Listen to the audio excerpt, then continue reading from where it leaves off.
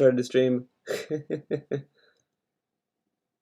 Okay, let's see. How does that look when I do that? Okay, well, it's only temporary because we're gonna go to Mr. Hutt stuff. Now we're not gonna go straight to the boomer segments. We'll go. You know what? We'll worry about the boomer segments when we worry about them. But we're gonna start off with DSB thinking about Rambo, dude. So let's put that in full screen. I was thinking of doing art as well. I was considering it, but well, I don't know. I guess I could have done it. Well, I don't know. If you guys really want art, you'll let me know. Under Paul, whatever that means, send me $2.50. I don't mean to pest. Dull under Paul, whatever that means, send me $2.50. Just I don't mean to pest. a name. I'm surprised by your answer. I thought you enjoyed wrestling. I know it's just silly fun, but someone say so our game. I do like wrestling. I absolutely do like wrestling, but I'm not serious about it like I used to be. Like I. You know what? Oh my god. Hold on, we gotta get context on this because I think I know exactly the reference. I think I know exactly the reference.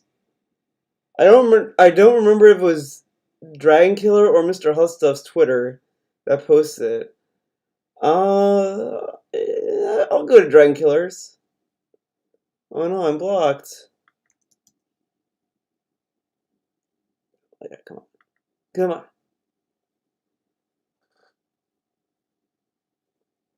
Not that. This might be it. I made up a wrestling persona. Jim Sterling has so much fun with it. Would you even think of a hobby like that? Oh. No, because I'm an adult. Wrestling persona. Jim Sterling has so much fun with it. Would you even think of a hobby like that? No, because I'm an adult. No, I like that. So Jim Sterling has fun and makes a wrestling persona just to fuck around. But DSP having to be the ultimate Chad here. No. Like, I'm an adult. I don't do that. Because only kids, only children make those do that, okay? So then I guess this guy is saying like, "Hey, why don't you have fun?" And then he gives us this. So there you go. I have to watch every single wrestling show the night that it comes out. I have to be in on all the wrestling lore.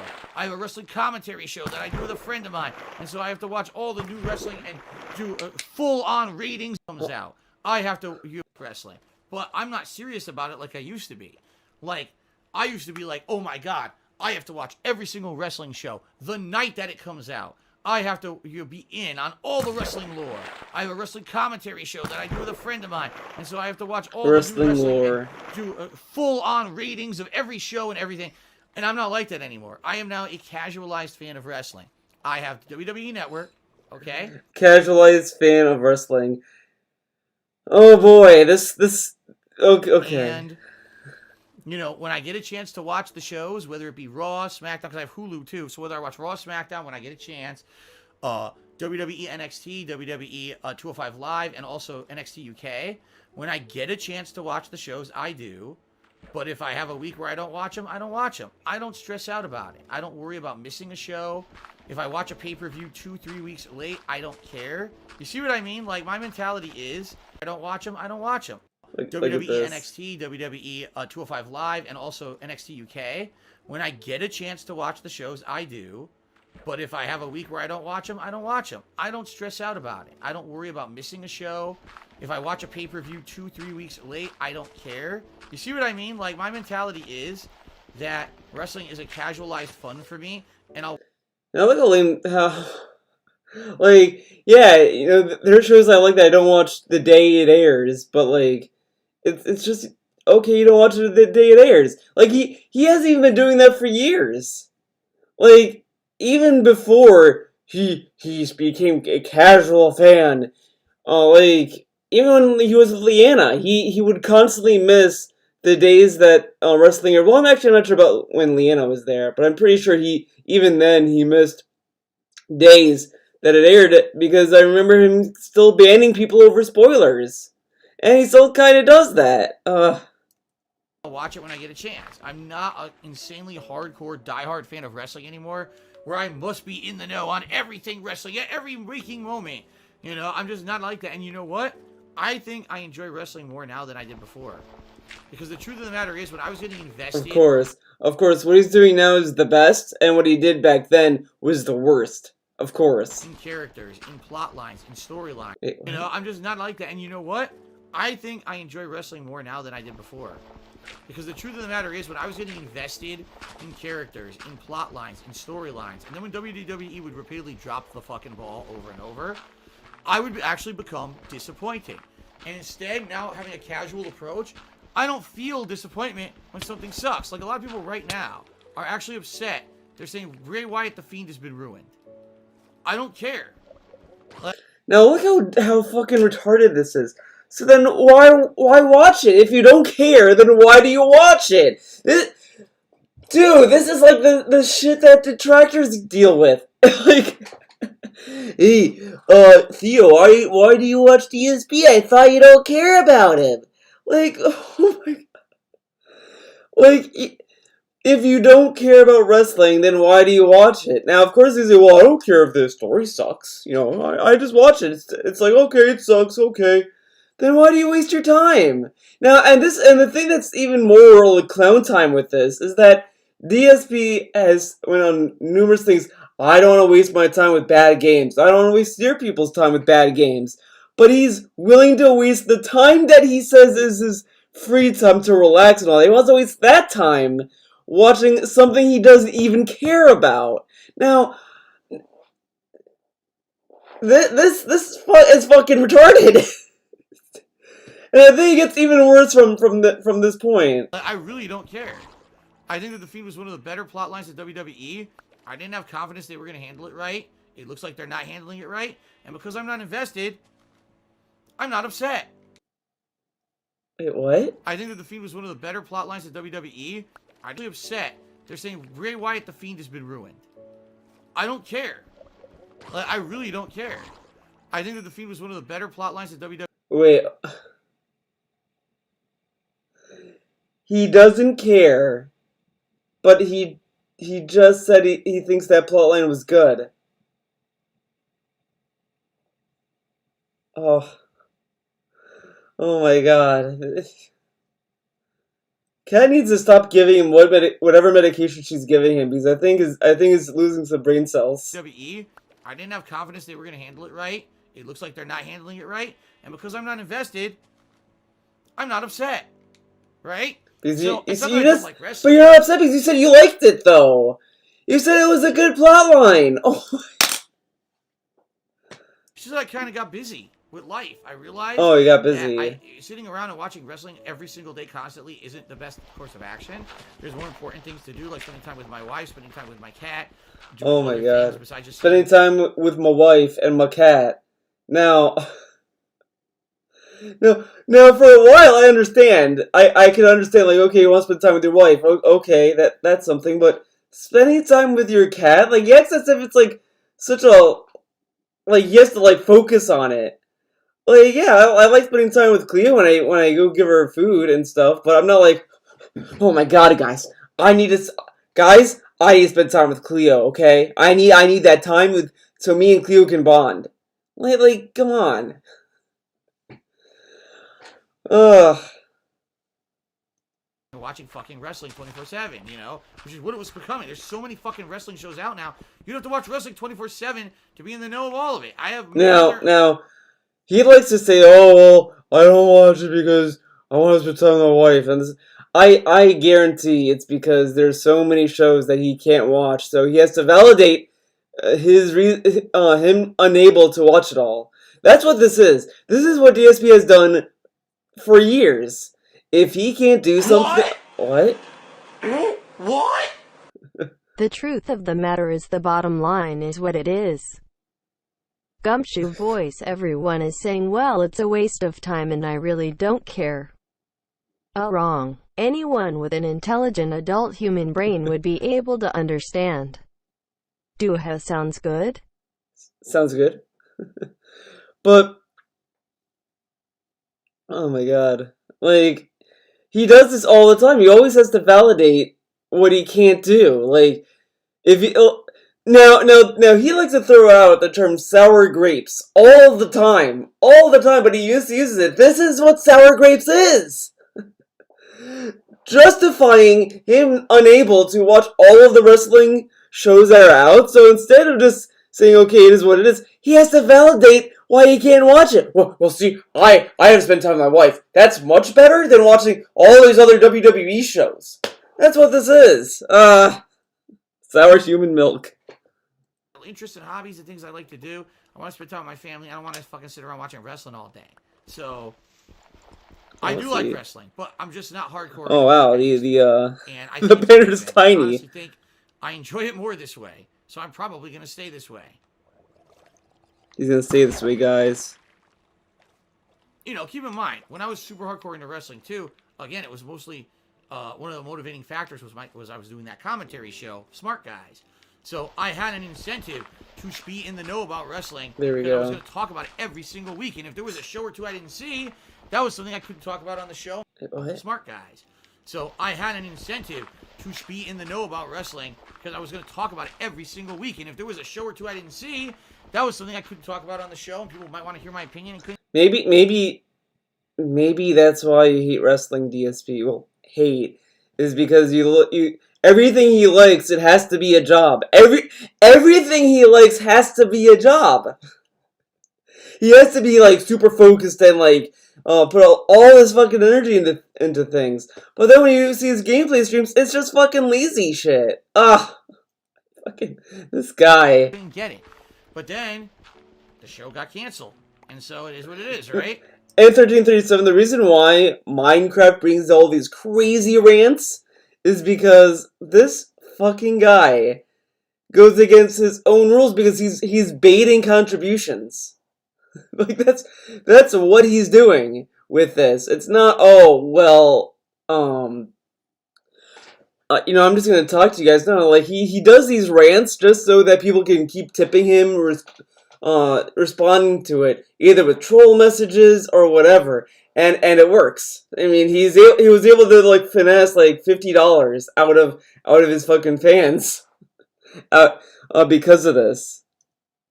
If anything, the one regret I have about Smart Guys. That's why you like talking about detractors, dude. It ended on the premise that it was going to continue because it was supposed to continue with myself and my friend John Rambo. It was supposed to just continue as a remote thing where he called in and we did a remote version of it over the internet. Oh, here we go. You guys ready? And he told Hey, me, Wes. What's up? for the longest time, yes, don't worry, we are going to still do the show. Okay, bye, Wes. See you later, man. Thanks for coming by. Stuff, and it always was See you later, Wes. excuse until, of course, eventually I found out he was lying the whole time. He actually didn't want to do the show. He had all this pent-up aggression against me and shit. And apparently it was never going to stuff. And for the longest time, and we did a remote version of it over the internet. I want to hear this again. And he told me, for the longest time, yes, don't worry, we are going to still do the show.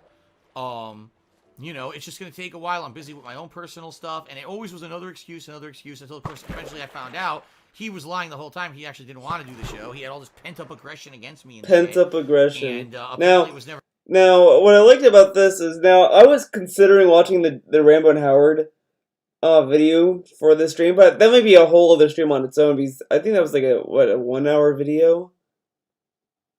But I mean, I think everyone knows about that video at this point. But that video, like the only one that you could argue was a little bit more aggressive and angry in that video was Howard. Like Howard was the only one that was at least a little bit more angry during it, but he wasn't like super mad though. But Rambo was just kind of like reasonable the whole time, and he wasn't like shitting on Phil. He wasn't making fun of him. He wasn't being he wasn't saying anything that was like negative to Phil. He was just kind of explaining his perspective on the matter. And DSP responds to this with, like, fucking saying that he was aggressive, he was a coward, he was this, he was that. And I'm just sitting here thinking, this is, like if he ever wanted Rambo to reach out to him, which, whatever. Like, why would Rambo reach out to him after he said he's not a real man, he's a coward, he's this and he's that, putting words in his mouth? Like, what? Why would Rambo want to talk to him now? Like, you could argue, I mean, DSP could argue that they burned the bridge because they made that video. Fair enough, but, like, if you want to play the whole, well, they should reach out to me thing, then maybe you shouldn't be going out of your way to put words in their mouth. Because now he's also burning the bridge. It's so insane. He got really angry when he saw the BMW. Yeah, like, the BMW was really when Howard was the BMW, was it the fight stick or the arcade thing that he got from DSP as well? That got him heated, Howard, at least. Like, Rambo was just kind of like, yeah, like, he kept doing this, and then he read my text message on stream, and I didn't like that. I didn't watch that video and hearing Rambo go off on him and be like, oh my god, this guy's a fucking asshole. And that wasn't even the attitude. Even from Howard. Come on. I wish he had just told me instead of lying to me for a year and a half about it. But what I would have liked to do if that were the case would have done like a final episode. Because that was a show that ran a long time. That was what? Like, I want to say at least 3 years. And we started it in what, like 2011? And it went all the way through 2014. So when you do a show for that long, you feel an attachment to it. Like I do, I feel pride that every week I was one of the guys who watched every wrestling show. And, I dedicated myself to doing it. And by the way, I should say this too. Maybe I should have seen the signs that maybe John didn't really care as much about the stuff we were doing as I did, because smart guys, he liked watching wrestling, but by the time that we were doing it for like a while, he started complaining about it and was like, man, I'm just going to come and you tell me the results and I'll just tell you what I think about the results. So he basically stopped watching the shows and would just listen to me reading the results and would just react during the show. He wasn't even watching the wrestling anymore, So now notice how classic pig time right here. The pignosis happened. Notice how DSP got more emboldened, brave, and courageous. Talking more and more about Rambo and Howard and smart guys and all this nonsense. He got more brave about this when Rambo suddenly stopped interacting on social media. Man, that's an odd coincidence. It's like when he magically starts talking about this charity stream he was going to do in 2015, and he was going to have HBCOK, whatever the fuck that account was called, and he was going to do that, and he was going to have them on the show. Well, they can't debunk it now because they're not around anymore. Oh, Rambo's not around? Oh, time to put words in his mouth, because Rambo can't come on Twitter and debunk me. Oh my god. Been an indication that he didn't really care about that stuff anymore anyway, and he basically didn't want to do it. But I was basically taking his word for it, and he kept saying he wanted to do it and whatever. I honestly now, Well, I don't know about that mundane day. I mean, kinda. It kinda happened in the sense that like he started throwing her more under the bus during that year. But since then, he just kind of erased her from his existence, though. So, I mean, the plants that she grew are magically plants that he grew. I mean, come on. Like, he probably was just still doing it for the money, because he knew that I was paying him every show that he was on. Hey. Really taking his word for it, and he kept saying he wanted to do it and whatever. I honestly now, years later, I think about it, and I'm like, he probably was just still doing it for the money. Now, for those who don't live in Connecticut, going between New York and Connecticut is a pain in the ass. It is a long drive. There's always traffic. It's terrible. It's the worst drive you can make. And to me, like, when I have to go to New York from time to time, I fucking loathe the fucking drive. I mean, luckily now, like I use the train. I go to my brother's place and I go from there. But even that is just annoying as well. But he thinks that Rambo would put up the drive to go to his place just to get like $50 to $100. Okay. Ugh. Because he knew that I was paying him every show that he was on. I was paying him to be on the show. But he probably didn't like it and didn't want to do it anymore, but didn't want to not get paid. So he just kept doing the show. Now the other thing is that you'll see this like very soon in this video, but he went immediately to money. Oh, Rambo did this just for the money, man. He only did it for the money, like everyone else apparently. But then someone in the stream chat said, "Wait, Phil, but like, what if he wanted to hang out with you?" Yeah, man, it could be that too, man. Yeah, man, totally. Fucking walk that back immediately. Like, come on. Show, but even though he wasn't watching the wrestling and wasn't really invested in it anymore. So it is what it is.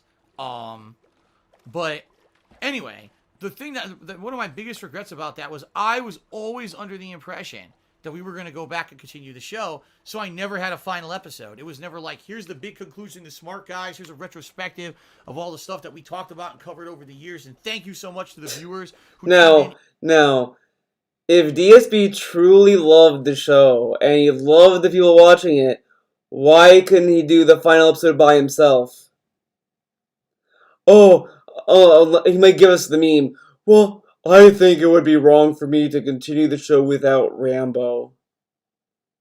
But Rambo can't make it. You could just do the videos like, hey guys, this is the last episode of Smart Guys. Unfortunately, I would love to do this with Rambo, but, things couldn't work out. So I'm just going to go through the event, through my favorite moments of Smart Guys. Can't even fucking do that because DSP loved the show so much, man. Obviously. In and out every single week while we did this commentary show, it just died because I was lied to, essentially. And that's a shame. I actually feel bad that I never had a chance to kind of do a sign-off show and say thank you so much over the years. He could literally have done that himself. Why didn't he need Rambo to do that? Show. Sadly, what happened was a lot of the people went from our show, which got canceled, and went on to watch other people's commentary shows.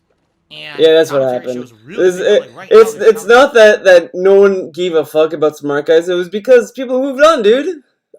I really don't think anyone gave a fuck about Smart Guys. I don't know who these people are that DSP is talking about, but apparently they were there. There's shows of wrestling on the internet that are giant and they get tons of views, and it's very funny because that was one of the things that I was doing as a side project. That was never a real focus of mine. That honestly, if I kept at it and stayed dedicated to it, it might have actually blown up. Because now that wrestling is so popular, you got your AEW, you got your WWE, your Impact, your New Japan. There's so much going on in pro wrestling now. That to do an ongoing wrestling commentary show that covers all the news is actually essential. Most people can't sit around watching all that wrestling all the time. So it actually might have blown up and actually got more popular or whatever.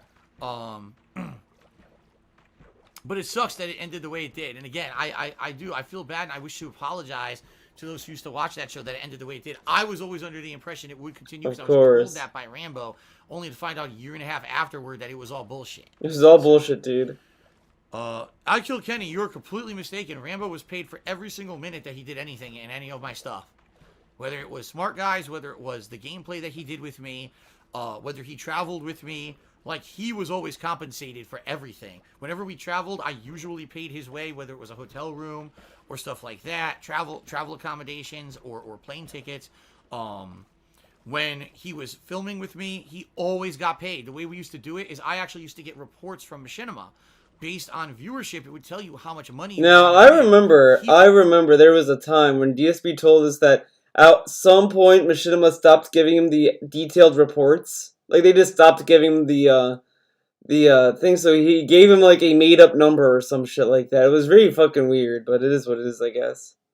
He would get paid 50% of everything. That's how I did it. I said that was the only fair way. Give him half. Even though I was filming... That could be it, DJ Filthy Rich. I was uploading. I gave him half. because I was trying to be nice. I was so appreciative. I was trying to be the nice guy. I would come and share his expertise and his time, Of course, and all that with me. DSP is always the nice guy. He helped Leanna when she was getting a job, helped her with the car. He was the nice guy. Oh, when she broke up and she had that hospital, he was the nice guy letting her drive the car. Lucky bitch. Ugh. So like. Now the thing is that when he says shit like that, it kind of has the insinuation that he regrets being the nice guy. Like I mean, this is not really much about this, but most about that Leanna story. The more I think about it, the more like negative it sounds. Because he was like, "I was the nice guy letting her drive my car, right?" So like, she had a fucking job. What were you gonna do, Leanna? I know you have to go to work, but you're not allowed to use my car because you broke up with me. That car is mine now. This is some like fucking Walter White shit that Walter was doing to fucking Jesse. Mr. Roy, I want my $5 million. You don't get your money. That money is dirty, okay, Jesse? I'm keeping the money. You can leave. I'm like, I wanted to make sure that this guy was trying to make out, and I knew that what he was getting paid wasn't enough to make a living. I knew that sadly he had to have another job outside of what we were doing. Wait, and I what? knew that this guy was trying to make out, and I knew. Trying to be nice. I was so appreciative that this friend of mine would come and share his expertise and his time and all that with me, that I wanted to make sure that this guy was trying to make out, and I knew that what he was getting paid wasn't enough to make a living. I knew that sadly he had to have another job. Oh my god. Why would he tell us this? With me, that I wanted to make sure that this guy was trying to make out, and I knew that what he was getting paid wasn't enough to make a living. He knew how much his friend was making, and not to make it a living. Oh my god. DSP, why tell us this? And then he's like, why is everyone tired of me? I don't know, DSP. Maybe it's because you say shit like this is why he doesn't fucking talk to you. Oh my god.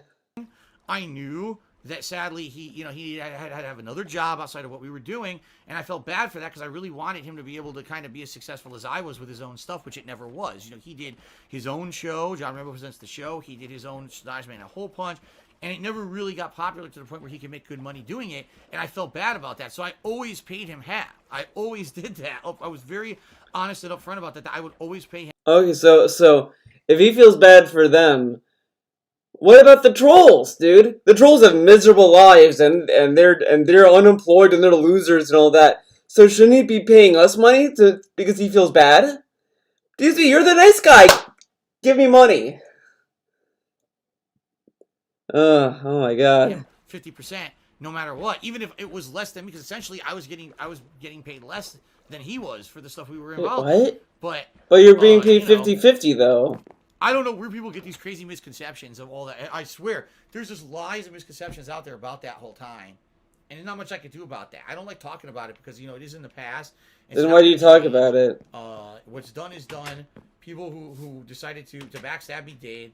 And that's life. He hates talking about it, but he goes into such detail to make himself like the victim. Like, he can't just say, oh, well, it all fell apart or whatever. It's like, I was the victim. They beat me. They brought me down, man. They tore me down, man. They really put a new negative light. Like, he had so much prestige to this. It's insane. It's greed, Theo. Greed is massively strong. Yes, right? You move on. It's been a long time now. It's been 4 years, and I really don't think about it that much anymore. But every once in a while, you guys... I don't think about it as much anymore, but he literally told us that he was thinking about it from time to time. Okay. So, okay then. Should be pimply cheered. He said maybe he enjoyed spending time with you. I mean, maybe he did. Maybe he did. He did. I would hope that simply. Maybe he did. Maybe he did like hanging out with me, man. Maybe. I like how he just like he just thinks he did it for the money, and then when it says, well, what if you guys are friends? What if you just want to hang out with me? Maybe. So. Man, there's no way he was projecting his thoughts onto Rambo at all. No, man.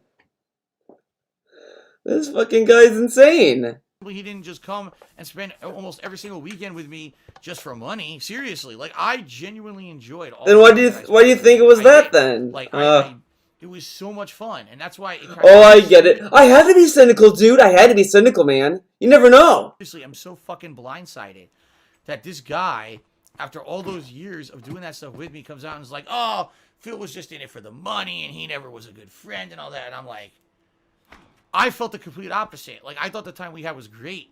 I thought that we had a lot of time, special, friend time together. Friend time together. I thought that we were close and everything. And apparently he thought complete opposite. So, it's just funny how people can have completely disagreeing viewpoints on this when they're in the same fucking building doing the same thing. I don't know. That's just me, though. That's just my take. That's all it ever will be is my take. He'll always have his point of view and his opinion. I'll always have my point of view and my opinion. It's just, I am very sad the way that it ended, the way that it did, because it was his choice to do that, not mine. And like I said, but you chose to move to Washington, though. I mean, come on, you chose to move. My biggest regret. Of course, it's Rambo's is that fault. I was never able to do a send-off show for the stuff that we were doing. There was no grand finale. Why couldn't you do it, DSP? There was no grand finale of Smart Guys. Oh, you need. Honestly, that's not fair. Oh my gosh! Now look how much he's putting onto Rambo. I would have loved to finish the show, but like I couldn't because of that fucker Rambo. He decided not to do it. Like that's so fucking shitty. Because he likes to claim that, oh, people don't know my real life circumstance. I can't do a lot of things. What about fucking Rambo? What if he couldn't do Smart Guys at all? And what if he couldn't get a hold of you? Sure, you had the phones up, but what if he never had the time to get his phone out to call you, DSP? What if all these things that could happen in Rambo's life, couldn't finish Smart Guys because of that guy? Like, this is so fucking negative. And as I said earlier, it's so shitty that he's this negative towards Rambo and Howard over that video, and that video wasn't even negative towards him. Sure, people got negative towards him because of that video, but that's other people.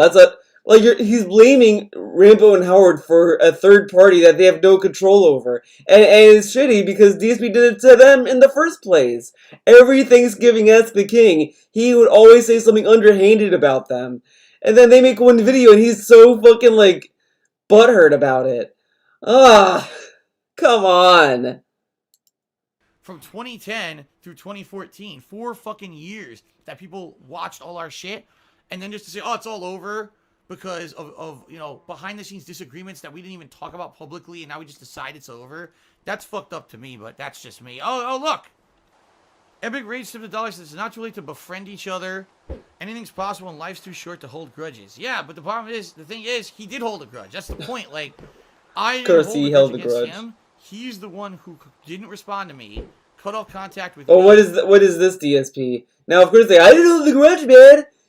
He's literally talking about that video, the leading of that video being made. But what is all this? He keeps every time he says about Rambo, he always goes into such a negative perspective about it all the time. This is literally holding a grudge. He's holding a grudge over the fucking video. He's holding a grudge over the video that was made. Then made a video saying that I was basically a bad person and that he was really upset about things that I'd done over the years. So the ball would be in his court to contact me and say, okay, listen, I kind of burned the bridge 4 years ago. I'm sorry. And, let's talk. Let's be friends again. That would be in his court. Now, I never ended the friendship. He did. So it's up to him to start things up again, not me. You know what I mean? Everything, it's hilarious. How can you make a video saying, well, I never responded to Phil and his texts or anything, but now I expect him to call me. It's like, wait a minute. I was texting you for 6 months. Now, DSB claims he watched the video, which is bullshit. I don't believe he watched that video. I really don't buy it, because he told us multiple times in the past, I didn't watch the video, I don't have time, man. And he's only going off what people said. So when people probably told him, well, DSP, they said that their lines are always open. He says this, and it's like, but in the video they said that you were trying to text them, that they were aware you were trying to text them, but they didn't respond back to you because you read a text message from Rambo on stream. That's why they didn't respond. And then Howard was saying, well, yeah, when he was texting me, it would always lead to him to being into a video with him. Like it's insane how he claims to watch the video, but he has no idea what they were saying in the fucking video. Ugh. And after a while, you just stopped responding to anything that I had to say. Now you want me to call you, but you stopped responding to me. Like, it doesn't make any fucking sense. Because no, I guarantee, if someone were to ask him this, oh, hey Phil, Rambo said he wasn't gonna, he didn't respond to your text because he didn't trust that you wouldn't read the text message on stream or whatever. You'd say, no, you see, okay, I would read every text. I read every text Rambo sent me, dude. Okay, like, I only read that text because, like, people were asking me about fucking Rambo. So I only read that one text so people would get an idea of what was going on.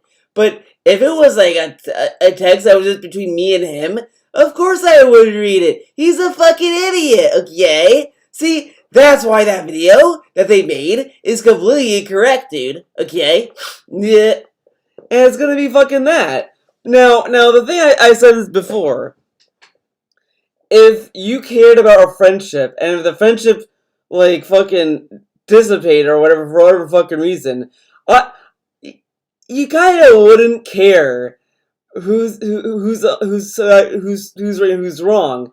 If it's this kind of shit. Now, if it's this kind of petty shit, yeah, to me it doesn't matter who starts talking first. If you cared about the friendship, you'd want to talk to the person regardless.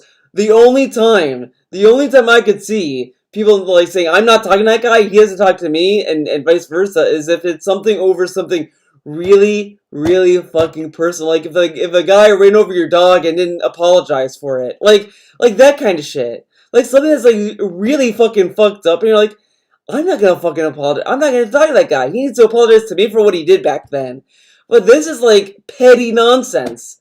That is just not even worth saying, do you have to call me first? Like, get the fuck out of here. Like, I had a elementary school friend back when I was in elementary school that I used to hang out with a lot. Sometime in high school, he started to kind of duck me. He kept making excuses to not come over to my house to hang out with me. Like, there was one time I asked him, hey, my dad can pick me up from school. Can your mom drive me home when she picks you up? And he's like, no, I have an appointment to go. I can't do it, man. And I was like, okay. So I ended up walking. I come to find out that my dad was doing grocery shopping one day, sees his mom, and my friend's mom told my dad, yeah, I don't know why. I mean, he never told me that Theo needed a ride, so I never gave him a ride. And I was like, are you fucking kidding me?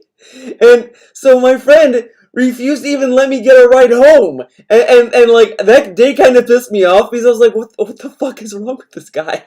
I was like, what the fuck?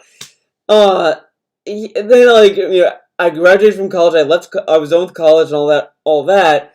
And then I was like, I kind of want to hang out with this guy and catch up with him. I didn't really, like, it was high school, and he was also going through a lot of shit as well. So I mean, I didn't take it personally. I just didn't really care. So I talked to him some more. I was like, hey man, you want to hang out? Want to go to a bar or whatever?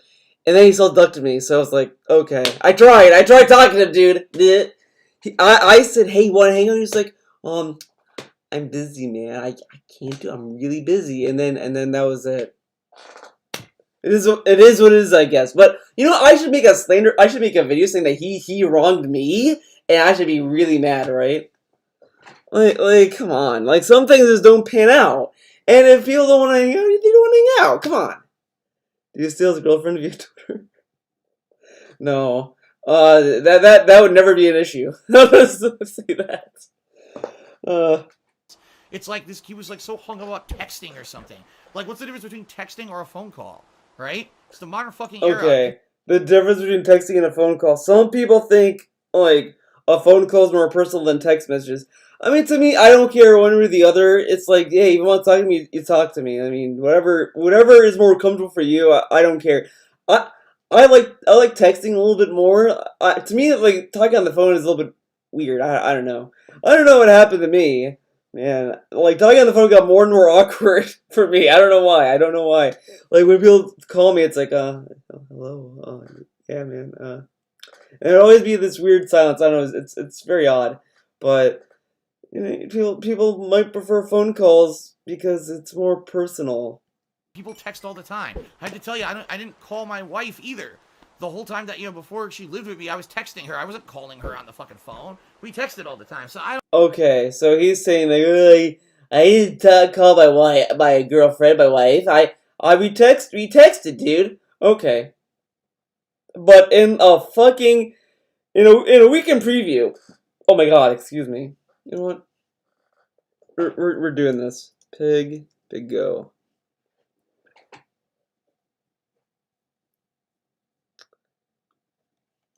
It's hard. Weekend preview. No. Girlfriend. Show with my... Not 2018. He was wearing the Santa hat. That I know.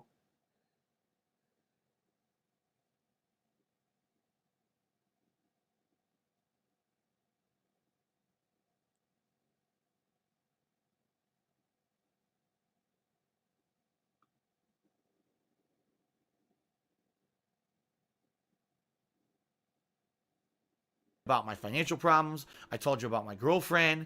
I had a time off for the holiday, early holiday celebration. I've been playing a ton of games. It's year-end stuff. Reviews coming up. My year-end series are coming up. I'm sure you guys have a ridiculous. No, that's not it. This might be it, though. I have a new girlfriend, but she doesn't live here. So yeah, I talk to her every day, but not being able to physically be. So look at this. Look at this. Out of my life, right? My parents living on the other side of the country, and now I have a new girlfriend, but she. Now, oh shit! Oh, that reminds me. So he's saying, well, there's a difference. He he did not call his soulmate. He didn't talk to his soulmate. He texted the soulmate, but he was willing to call his parents.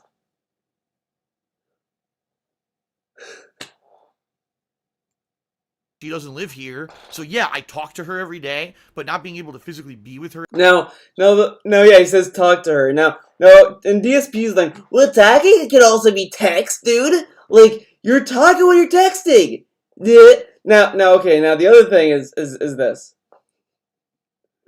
He was so desperate to be like a victim. She is not living here? I don't see her physically? All this stuff, but he didn't want to talk to her on the phone. No, we have to text, bitch. Every day is terrible. It tears Terrible. me apart, man. It tears me apart, cat!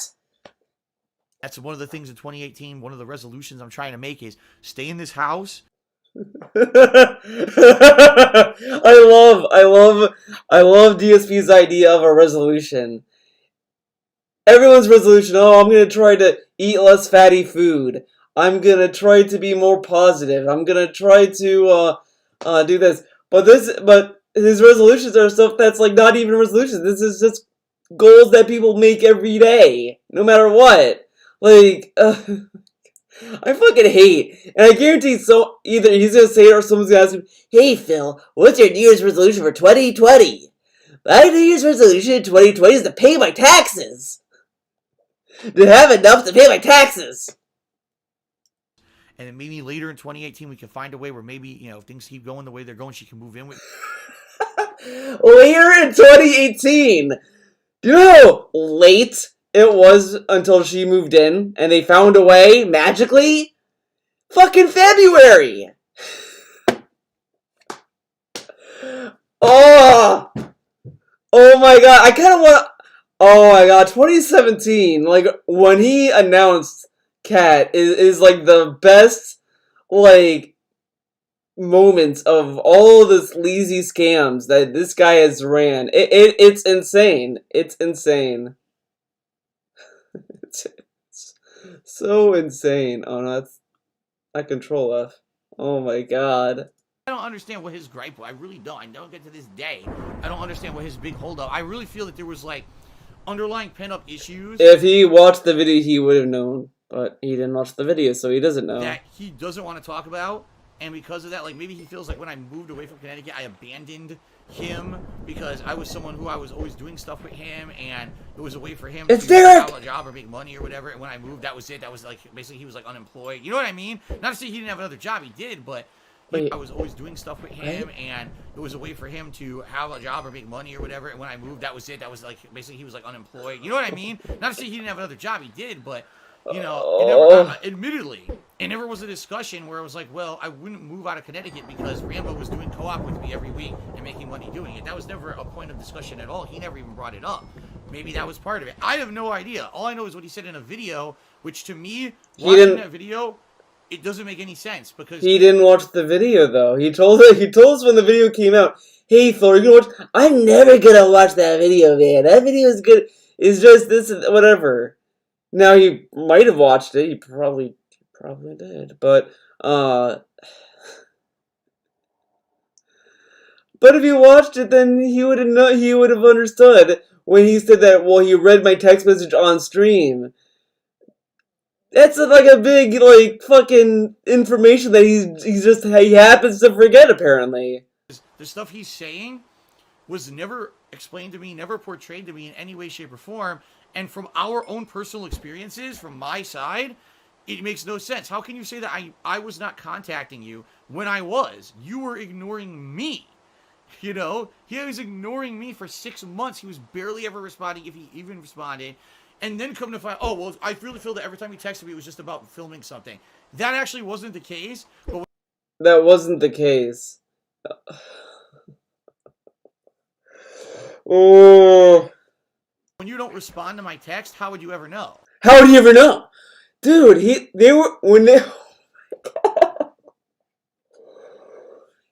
they mentioned that it was about filming with him, it wasn't future text they were talking about past texts. They were talking about past texts. How is he this retarded? How? How can he not understand the English language? In the fucking video, they said the reason why I didn't respond is because of this. It was also like every time that we would text each other, he would always lead into talking about filming with him. They didn't say, well, he texted me today, but I didn't respond because I know he was going to ask me about this. But they were talking about back then. This fucking guy. You see what I mean? He stopped responding to me, so how would he even know what I wanted to talk about when he never fucking bothered to even respond to me? So, it just seems to me... Now, the other thing that he could have done that would have been groundbreaking is that if DSP put the effort to text message and he didn't respond, normally, normal people would call them. If they don't respond to a text, they usually just call. If you cared about them, DSP, you would have called if they weren't responding. Don't you think that's kind of like, don't you think that's a little fucked up? Oh my god, this fucking guy is so lazy. Everyone has to do stuff for him. He can't do anything for anyone else. It has to be the other way. The only time DSP goes out of his way to do something is if he could move a bitch in. That is the only time DSP will get off his ass. Is when he needs someone to cook for him. That's all it is. That's all it is. He can only talk to you if you can move in and cook for him and be his slave. That's it. That's the only time he'll do anything for you. Other than that, yeah, you gotta do stuff for him, man. Sound good? It even permeates his content. He doesn't make the content good for his viewers. He doesn't want to improve the quality of his streams. If he does improve the quality of the streams, he either has to be forced or someone has to do it for him. He can't do it on his own because he's an entitled baby. Like, he might as well just wear a crown every day and be like, I'm the king. Like, that's why he doesn't want to talk to his fucking fans, because they're beneath him. He doesn't want to do anything for them. He just thinks that he is the king, the baby king, king baby. He had this mindset or this idea in his mind, and he got so fed up that he wanted to completely and definitively say, end it. You know, there's too much stress associated with it. There's too many people constantly pestering me on the internet about when will I be in a video with Phil? What's going on with you and Phil? So he decided to make that video because that would end that. Again, he doesn't realize that the only reason why people hounded him why he wasn't in the video is because every time someone asked ESP about it, he was like, I know, man, you have to ask Rambo, man. He is the one that's talked to me. And then they would go to Rambo, and Rambo's like, what the fuck is this? Like, because the thing is that now, oh my god, it's the same thing like the way he handled the cat shit when people were asking him, oh, is Cat gonna be in a game? You have to ask her, man. How are you gonna ask her, DSP? She's not online anymore, remember? And the thing is that, like, in the reveal video, Cat literally told us, well, I'm not gonna go into a Phil stream and disrupt everything because he's streaming. Now, the thing about that is that makes sense is, it's his fucking stream. The person who's responsible for people showing up is the person who's running the stream. Like, you know, that's why, like, when people were asking me back when the SOK was a thing, hey, Theo, are you going to be part of the SOK podcast? Or are you going to go on the SOCast? It wasn't my place to be like, yeah, man, I'm going to go on it right now. They have to kind of reach out to me because it's their show. If they want me on their show, they're going to have to ask me to be on their show. I'm not going to fucking invite myself on their show. I mean, who am I? Like, it's that kind of shit. No one's going to, like, fucking invite themselves to a show unless, like, they want to shill a book. Like, I'm not going to be like, you know, it's like if, you know, someone asks fucking D. Davidson, hey, D. Davidson, are you going to be on a Theo stream? It's like what relevance does D. Davidson have? I mean, I have to be the one who would want him on. And if I were to go into his videos, he would have to ask me. It's vice versa, because it's their fucking channel. Come on. And since then, no one's bothering him about me. No one's pestering him about me. Everyone knows now that he wants nothing to do with me, and he was basically freed of that online kind of harassment and constant Phil. He got to kind of move on and do whatever the hell he wanted and kind of not have to worry about the whole dark side Phil involvement anymore. I really feel that's why he did that. And that's why, again, if he actually had wanted to be friends, he would have responded to one of those texts, or after the video and after hearing how negatively it hurt me, he would have reached out and said something. He hasn't in 4 years. He doesn't give a fuck.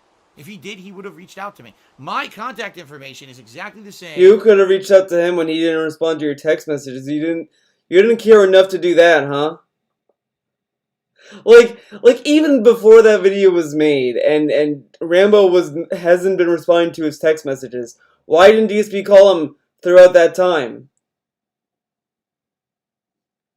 Man, it's almost like he didn't give a fuck about them at all. Hasn't changed. He could have easily reached out to me at one time during the last 4 years, and he didn't. I mean, this is the other thing. Like, okay, we're gonna play the text message game. We could play that game. So what if, you know, he texts to Cat, and Cat doesn't respond to one of his text messages. What will he do? Will he just be like, oh, okay, she didn't respond? Or is he gonna call? Now this is the thing I've been telling people. Like, if like, it's the same way I run this phone that keeps ringing. If it's an important phone call, they're gonna leave a voicemail. And if they leave a voicemail, I'll call them back. If someone texts me, I'll call them back. If I can't reach them, I'll call them back. Whatever, call. Like, so what if, like, he's texting Cat, and one day or whatever, Cat just does not respond to his text message anymore, and she doesn't come home. Is he gonna be like, oh, it is what it is. She's probably doing her own thing. I don't have to text her to know where she is all the time. I'm not gonna text. You know, she doesn't have to respond to me all the time. So, but what if something happened to her? How would you know, DSP? Okay. You know, I'm the public persona, not him. I'm the one who's easy to reach, not him.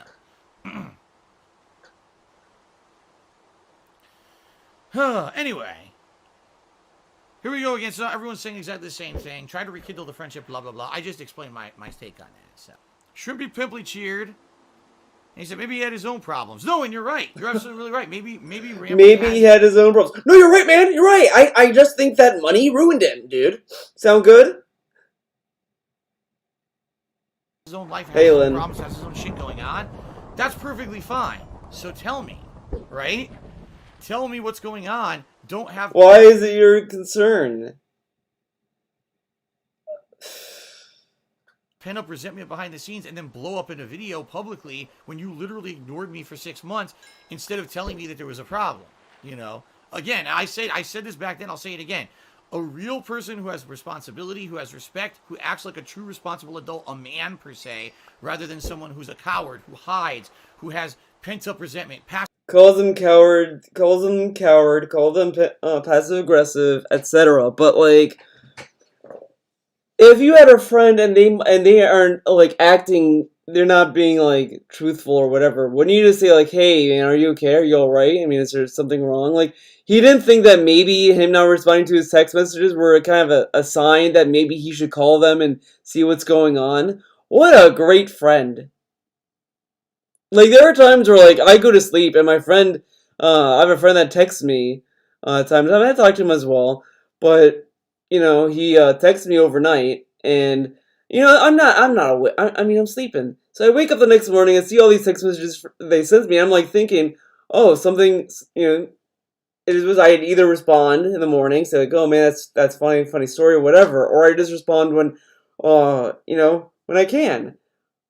But, you know, I don't see anything that's like, oh my god, this guy, there's something wrong, and I gotta find out, you know.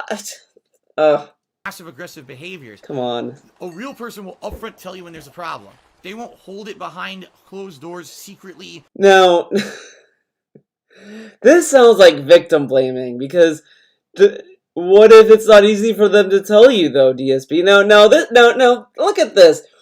Oh, they didn't have the courage to tell me, so they're a coward, they're cowardly, they're weak, they're not a real man, blah, blah, blah. But, like, what if it's not easy to tell, to come forward? And this is kind of shitty, because, like, oh, man.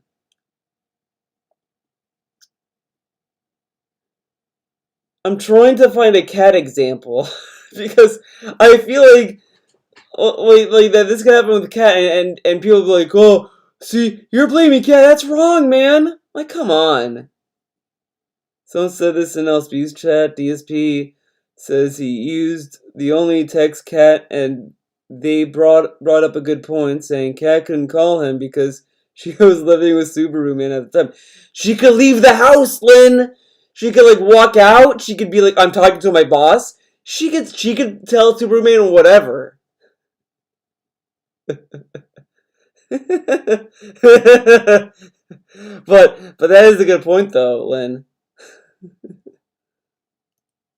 Pretend like it doesn't exist, and then all of a sudden blow it up in your face to make you look bad. That's not what someone who actually cares does. But whatever. And quite frankly, when that video was made, it really changed my perception of John and Howard, because I had always thought that those guys were upfront, honest guys, and basically let me see that they weren't. That they were basically kind of cowardly and didn't ever want to say shit up front to me, honestly, that they were afraid of how I would react or something, which is preposterous. It's not like I ever reacted to them in a way that was mean or angry. It's not like I had any power over those guys, that if I didn't, oh my god, I'm angry because they said so. They did that video because you wouldn't call them, DSP. They did the video because you didn't call them. That I did something wrong. Now I'm going to blow up on them on the internet. I never would have done that. And I actually, the other thing is, over the years, and they knew this, I always said, one of the most important things for me is trust. One of the most important things is honesty and trust and being upfront.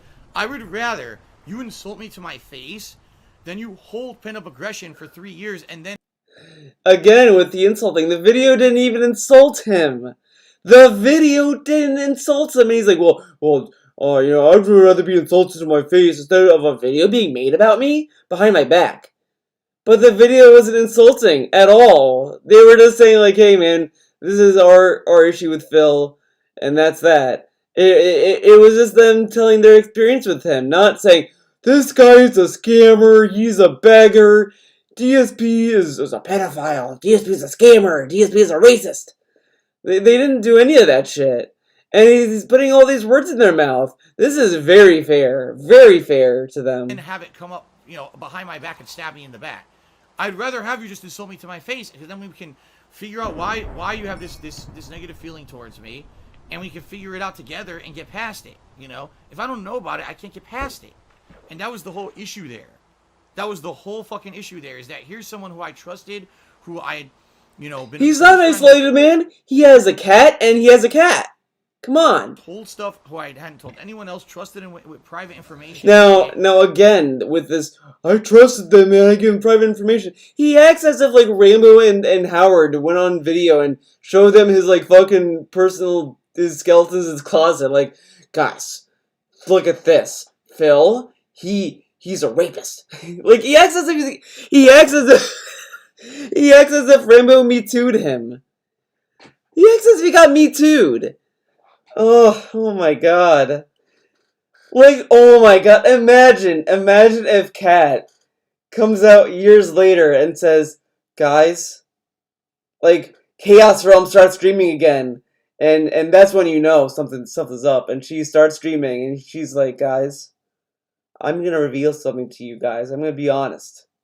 Yes, I did have an affair with who you call Superman, with DSP. And I thought DSP was a nice guy at the time. When we got married and when we started living with each other, things started to change. And he told me to stay here or whatever. She's gonna start going off about all this, like, abuse that he did to her and all that kind of stuff. She is gonna Me Too him, dude. I feel kind of jerked off on my feet. Oh no. Kat's gonna step up. Don't worry. And then it'll be over. Kat's gonna be the final nail in the coffin. Then Leanna's gonna come up too. She's gonna reactivate her channel and she's gonna be like, Pain Elite Games is coming back. And I'm gonna tell you the real reason why the channel vanished. You may remember the YouTuber Theo Does Vids was actually watching my reviews, and I had to deactivate my channel because I got an email from Phil over that night saying, you gotta deactivate your channel! A Detractor's watching your videos, Leanna! Deactivate it! And he forced me to deactivate the channel, so I did. But now that Kat, his ex-wife, has stepped forward, now I want to step forward and say that this guy should be eradicated. And we're gonna get the guy, the back-to-back-to-back guy. He's gonna be there too! He's gonna be there with the samurai sword, like, I freed him. He's gonna be the one to save us. And that whole song's gonna end with him saying, I told you guys, Phil got eradicated. He's no more. And he had done the same with me, and over the years we had done work together, but personal stuff and fun stuff together, and he literally had all these issues and never fucking told me. That's not respect. That's not how you treat a true friend. It's not, If I had issues with him, I definitely would have told him. And he apparently decided not to give me that same kind of honesty. And that's kind of fucked up in my opinion. So... This is like victim blaming DSP. That's kind of fucked I think up. we've now been on this subject long enough, and we're going to wrap up the stream soon. I think we should talk about something else. Oh, time to wrap up the stream. Thank you, Anime Girl, for a $1 tip, but no, you cannot be my wife. I am already married, so tough shit. Uzi Gohard, no fun allowed for you. Your take on the situation. You're the one that seems to not want to be friends with him because he doesn't talk about it anymore. Dude, what do you not understand? What do you not understand? I wanted to be his friend. I continuously talked with the guy after I moved. He was the one who behind the scenes decided he didn't want to be a part of my life and be in my content anymore, and never told me, was never upfront and honest with me about any of it. Then, after not talking to me for months, goes in a video and lies and says that I didn't talk to him, which is bullshit. He literally ignored me for months on end just because I was texting him instead of calling him, which makes no fucking sense. What's no the difference fucking between a sense, text and a dude. phone call? There is none. What the shit? Okay, so anyway, no difference. Uzi Gohard, okay. It sounds to me like you're a fan of John and you just don't want to listen to reason. Like, I don't know how much more of yeah, those matter. Rambeezy fans, they're unreasonable and they don't listen to reason. Those crazy Rambo fans. Ugh, the worst. fact presentation I could tell you about the situation, you know, I would have wanted to be his friend. You know what I mean? You know what I mean? Here's the truth of the matter. This is the outright truth of the matter of today is this. Okay. The truth of the matter is, it's been over 4 years, guys. Over 4 years. All right, since I said a word to either Rambo or Howard, and since they said a word to me. The last interaction we possibly had was when they did that nasty video about me, and that was it. That was the burned bridge. That was them telling me, we really don't want anything to do with you. Even though they with their very fake faces in the video, say, oh, we would like to still have a connection with Phil. The phone lines are open. The phone lines have been open. I've been texting you for 6 fucking months and you never responded. So it's not that all of a sudden magically the phone lines are open. It's that you didn't respond to me. It's basically... You know what would be funny? If Rambo and Howard team up again to make another video and saying, okay, that's it. Now we're really going to get into this guy. He has been going off on us for years on Twitch, and we're going to get him. Basically facetious. It's them saying one thing and meaning another. They want to look like the positive guys who never had anything wrong. Now, I've also seen Outside Phil tweet about this, and like they were like, well, Rambo really takes all the shit from DSP. The reason why, probably, I can tell you right now, the reason why Rambo and Howard Pride are not really saying anything now about DSP is probably because they have a life. I mean, why would... I mean, as I said before, like, what, like... At this point, after that video, and then you see this, like, what's the fucking point? Like, I kind of think that there's no point of them making another video, because they said what they had to say, and if they do another video, it's gonna, continue this back and forth. Like, they have other stuff to do in their lives. Okay, they do. They want to look like they were always in the right and they did nothing wrong and I was the villain, because that gives. Oh, look at that! You got $32 in bits, man. The crying worked. That gives them the way to say, we're out of this relationship. We don't want people pestering us about Phil anymore. Yeah, exactly. They have nothing to gain from Phil. We do this one end-all be-all video that basically makes Phil look like shit. At his expense, by the way, because we don't care how this negatively affects him positively or positively or negatively or publicly, because we just want to get out. And that's essentially what it was. They didn't give a fuck about how it would negatively affect me. They just said, we'll just do this so we can help ourselves and screw over Phil. And that's exactly what happened. For everyone talk shit about me, everyone hated me. Of course, they did. Watching me. That was their thought. Howard, let's make a video to shit on Phil. Let's do it. Okay. Because they just wanted to believe what those two had to say instead of actually believing my side of this take. Which, by the way, I didn't really talk about for the longest time because I was so hurt by what they had done. But, like, the reason why people probably believe them is because why would they lie? It makes no sense for them to lie. I didn't even want to really talk about it anymore. But the truth of the matter is... Wait, what? Which, by the way, and that's exactly what happened for the longest time because I was so... Did you see Leanna's response to some fool trying to bait her into talking about DSP? No. Is that recent? By what they had done, that I didn't even want to really talk about it anymore. But the truth of the matter is, it's bullshit. It was the whole thing, the way it was done was set up to make me look bad. I don't appreciate it.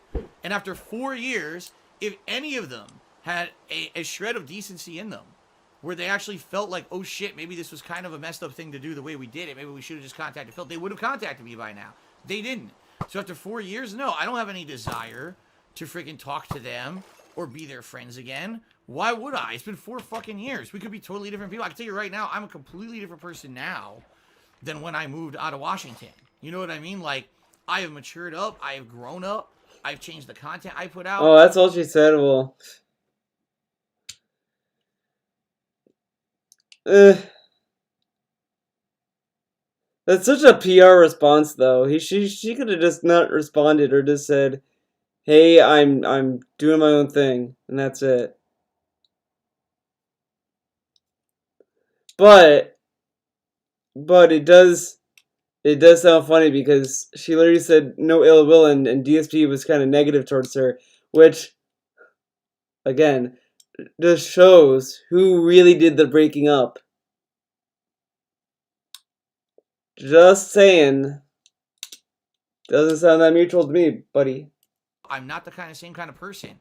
I'm married now. My life is much better. I'm in a much better place. I'm a much better person than I was 4.5 years ago when I left Connecticut. Actually, I take it back. 5.5 years ago. Holy shit! I left Connecticut in the mid 2014. It's been 5.5 years. My life is completely different. Everything about me is different. So, I'm sure. I don't think she. No, I don't think that at all because, she could probably make more money. Honestly, she could probably make more money, shitting on DSP than having DSP pay for her silence. I also don't think, like, the thing is that I don't even think anything that crazy that I don't think Leah's gonna be like, I'm gonna do a major reveal, guys. DSP is actually filthy rich. I don't think it's anything like that, or I mean, I don't think there's any NDA. But I know what you mean. Yeah, like, it's so obvious that she broke up with him because, like, she hasn't talked to him at all. She just kind of moved on. She looks much happier, and she hasn't said anything negative. She kind of just was like, yeah, I broke up with him, okay, and moved on. I got OBS. Keeps telling me I have this unsafe build. They've moved on with their lives as well. And why are you going to go back for something that's we've been apart now for fucking 4 or 5 years? To them, they probably never give me a thought. Seriously, they probably moved on. They've got families, kids, etc. They probably have families and kids. Yes, everyone gets kids, dude. Everyone. Never give me a thought. To Rambo them, Jr., dude. I was just a blip on on the radar in their life, and now I'm a part of their past that they wrote off, and they could just move on. For me, every day I still think about the awesome times I had with those guys, and how sad it is that that fell apart, and they chose to have it fall apart because I have an online persona. Every day people still talk about it. You know what I mean? Like, those guys don't get bothered by that shit anymore. They don't have online personas where they're constantly talking with people. I'm the one who has to live down all the repercussions of their actions to do with it what they did and handle it the way that they did. They didn't think about that. They don't have to think about that. To them, it was just, fuck it. But you didn't have to respond to these questions, though. Now, first thing, well, they asked me, so I responded. But he could have just said, hey, I've been over this before, I'm not going to say it again, and just ignore the question. He tells us he doesn't have to answer every question that he gets. And again, it goes into my whole thing of his chill streams, literally him breaking his own rules to bait fucking donations. That's what he does. Because on the day stream, well, I don't have to read everything you say because I might break the rule. This guy tipped and talked about troll stuff. I'm not going to respond to it. But let's say that same troll message comes in on the Minecraft stream. Okay, this guy Tim said Tevin is streaming me. Well, let me talk about Tevin, okay? Breaks his fucking rule because he knows what he's fucking doing with these chill streams.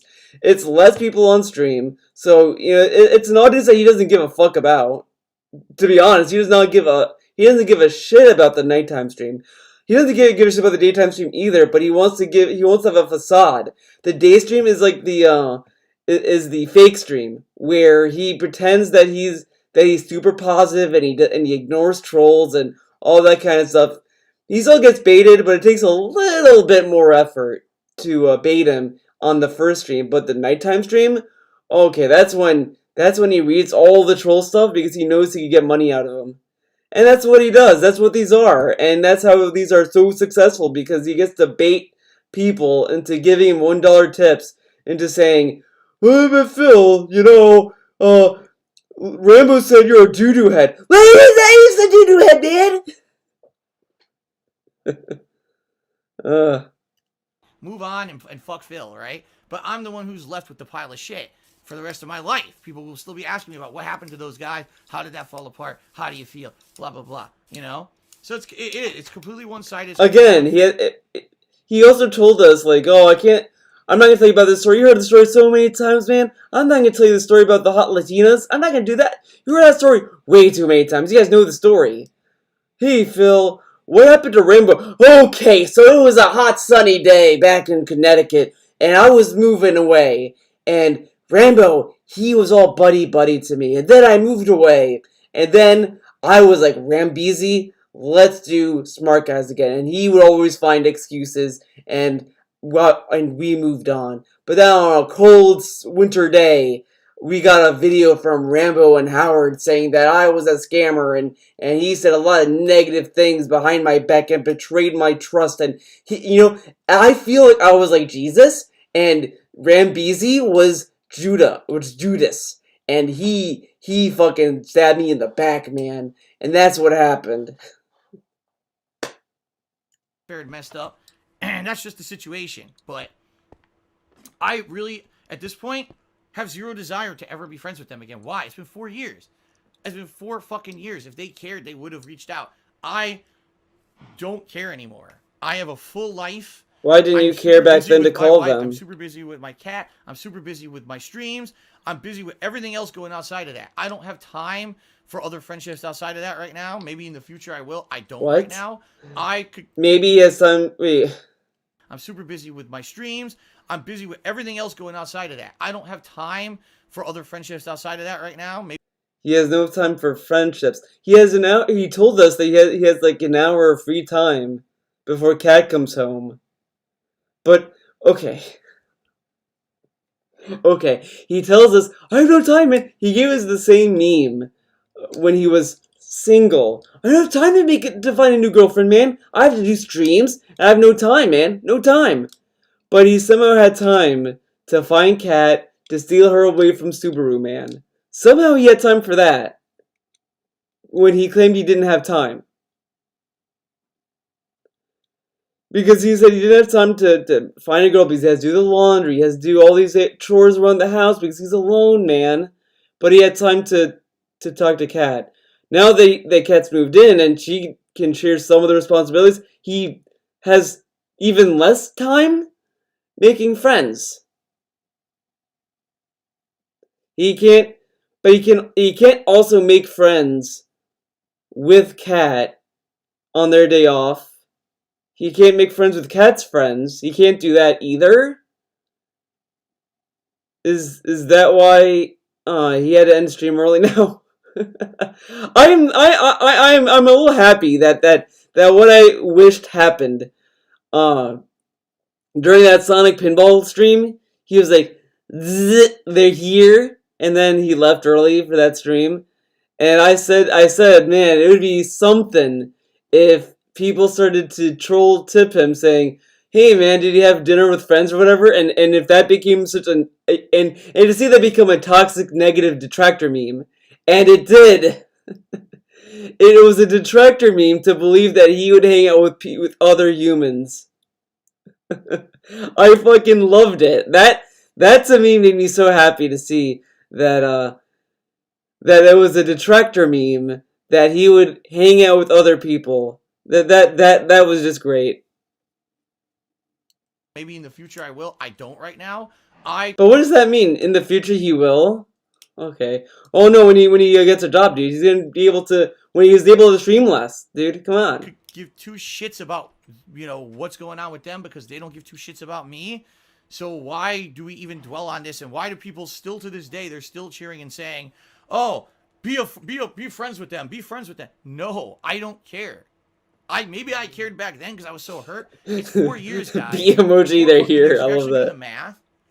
I now have been further away. Like I've done more content since I moved to Washington. That's 20-year plan. It'll become a 30-year plan, dude. Than I ever did co-op content with John Rambo. If you actually add it up, he started doing co-op with me in 2010.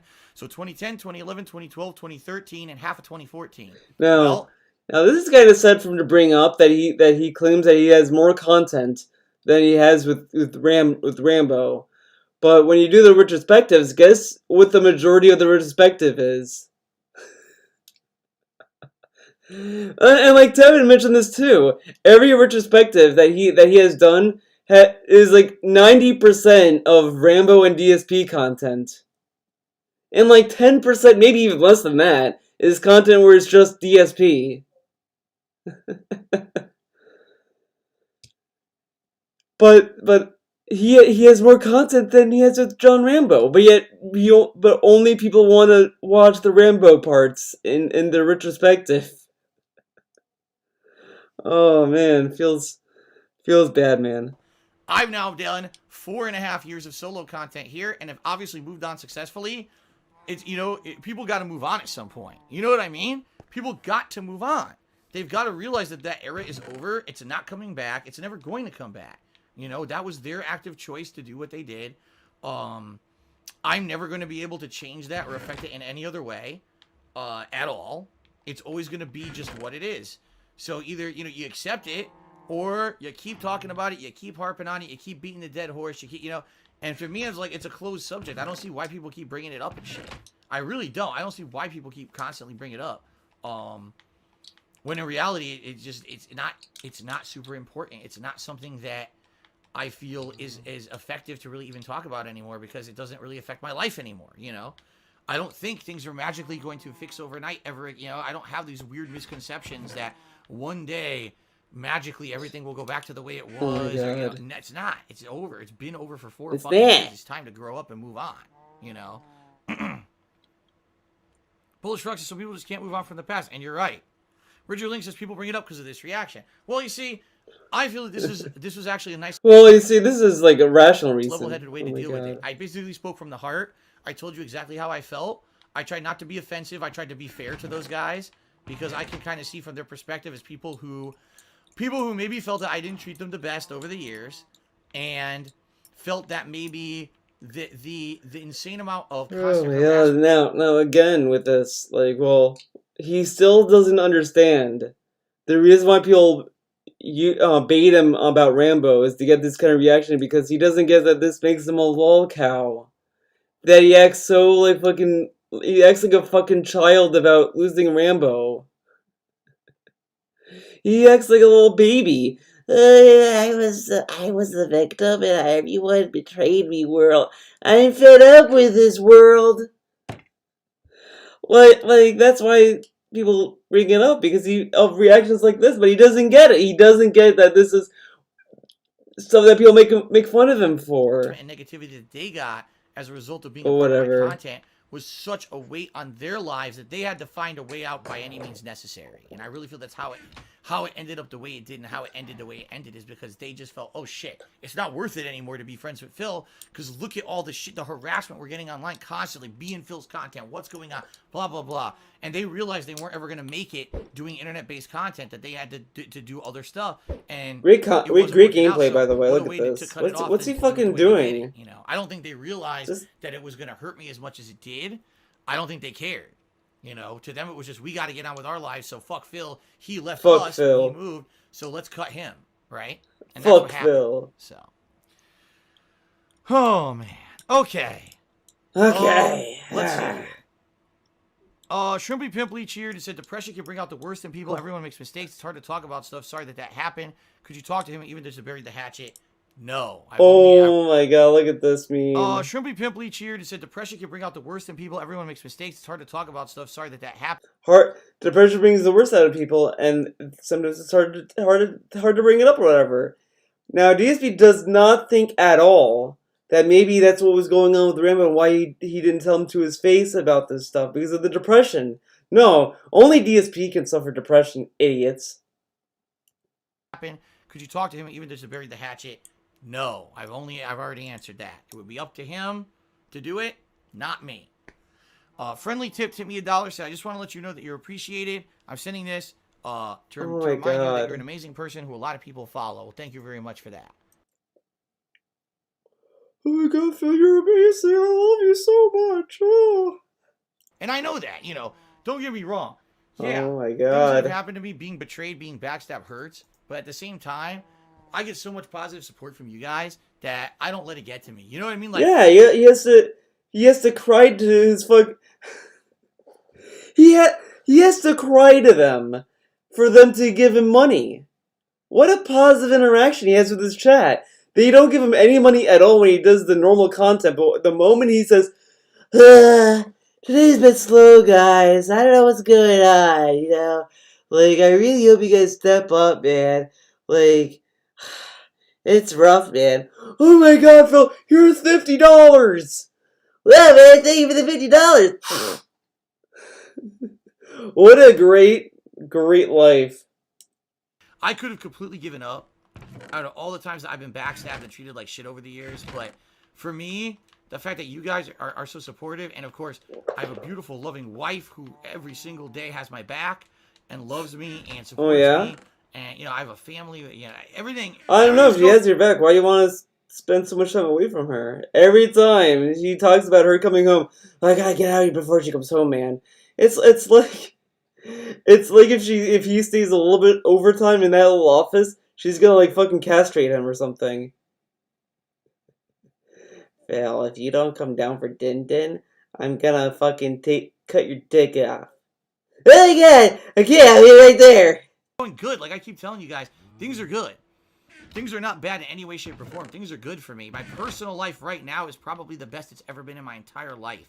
It's just a shame that financially things suck ass and are going really poorly for me, but everything else is really good. So I have no complaints. It's not like I have sour grapes and my life sucks now. No, things are good for me. Sour grapes again, misusing the fucking term. That they did, you know what I mean? And they definitely could have gone better, trust me. Okay.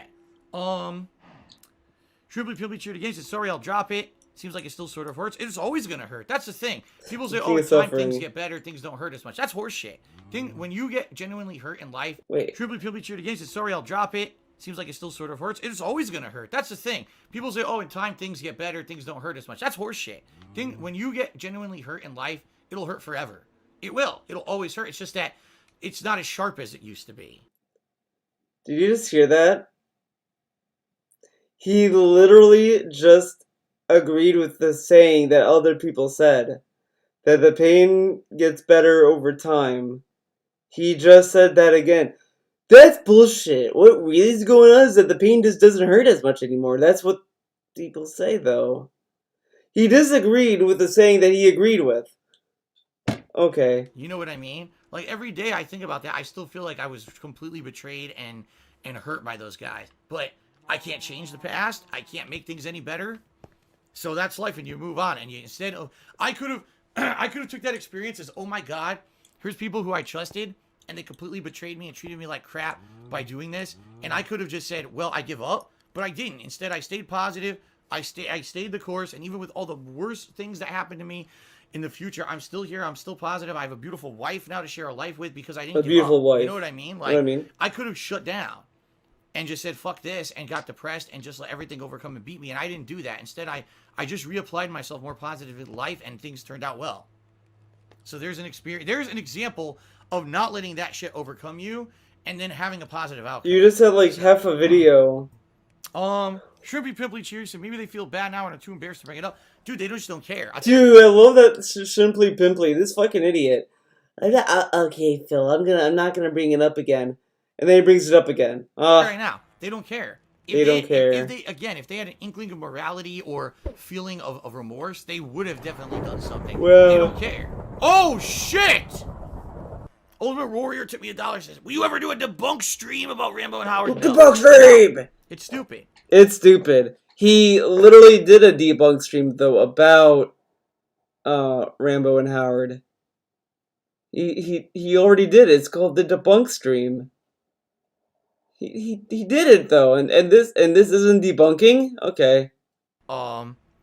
It's just stupid, and there's no point. I've talked about it over the years.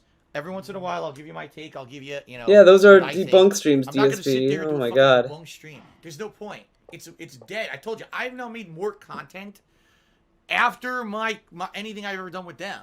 I've made 5 solid years of content here in Washington State by myself. Their stuff is so far in the past, most people who watch me today don't even know about that shit. So what's the point of doing a fucking debunk stream 5 years later? That would be the dumbest, pettiest thing I could ever do. No, I like how debunk streams are toxified now. So we just watched a 29-minute video. Let's see where DSP is in pre-stream today. Is he in the shoutouts? Is he doing shoutouts?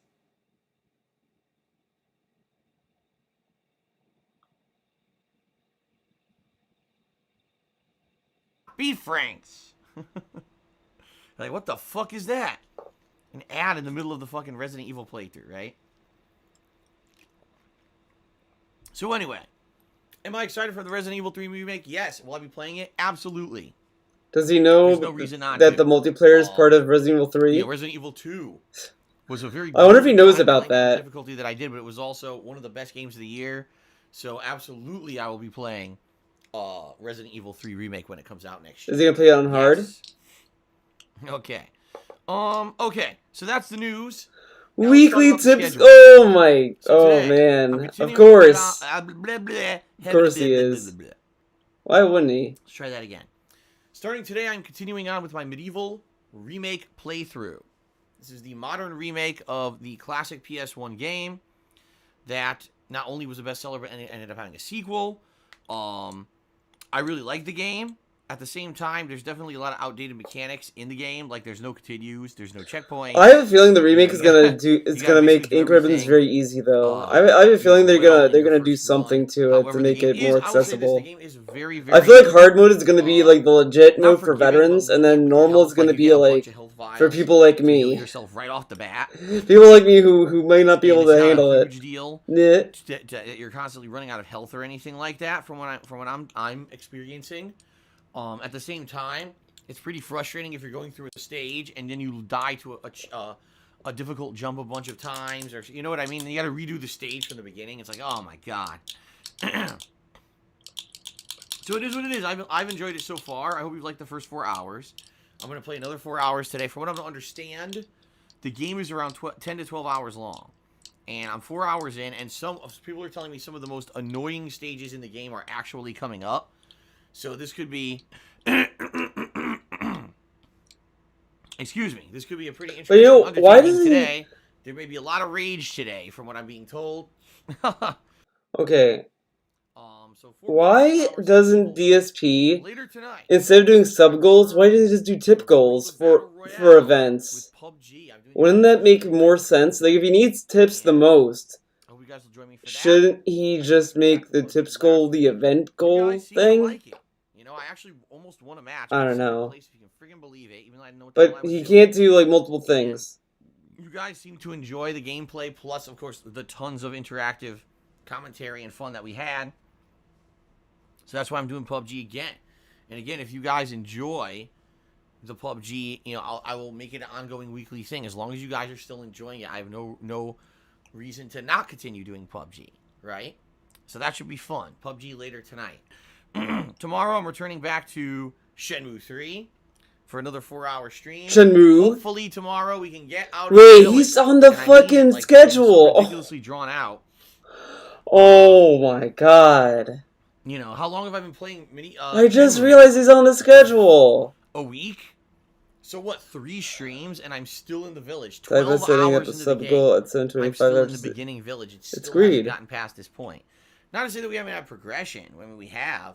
You know, Ryo has learned a ton of kung fu moves and leveled up all his combat abilities, and you know, there's been a lot going on. But you get to a point where you're like, all right, I think it's time to move on from this environment. So hopefully, when I play Shenmue 3 tomorrow, we'll be leaving that village and going on to another area. Tomorrow night, I'm going to be doing Throwback Super Nintendo. That is right. Throwback Super Nintendo fun on the Switch. Oh, boy. More than likely, what I'm going to do is continue on with Super Mario Kart, which is a playthrough that I was doing a full playthrough of, and you guys seem to enjoy it. He uses fucking save states in fucking Mario Kart. Save states. Sure, it's like pretty challenging. So I think we're going to continue on with that, and if you guys get bored with that, I could easily switch over to another game, but I don't know if you guys will really be enjoying the Mario Kart all different. We'll see how that goes. Okay, that's now, I love that his schedule is literally a lunch menu. Because, if you guys don't remember, if you haven't noticed, Thursday night and Sunday night this week is going to be Super Nintendo for Thursday, and then Sunday is going to be Genesis Mini.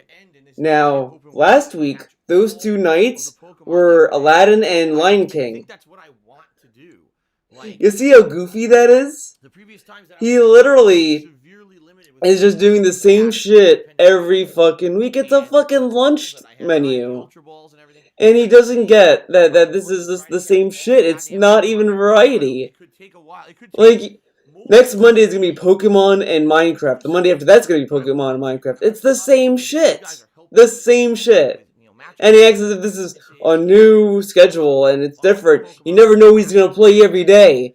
I don't even have to listen to the fucking schedule to know the schedule. It's so fucking autistic. Of Pokemon this Friday. Ugh. Patch stuff all day long. Okay.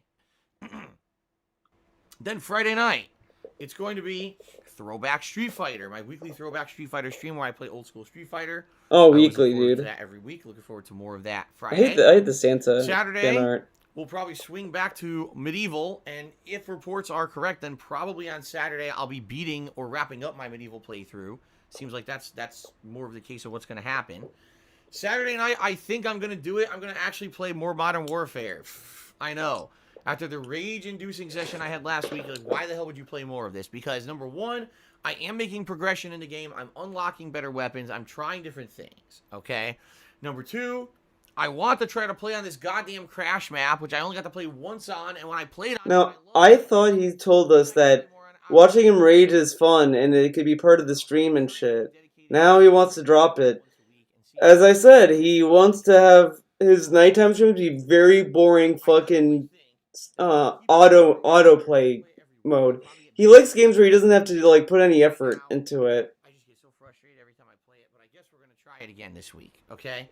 Then on Sunday, more Shenmue, followed by the return of Genesis Mini. That's right, I'm going to do more Genesis Mini on Sunday night.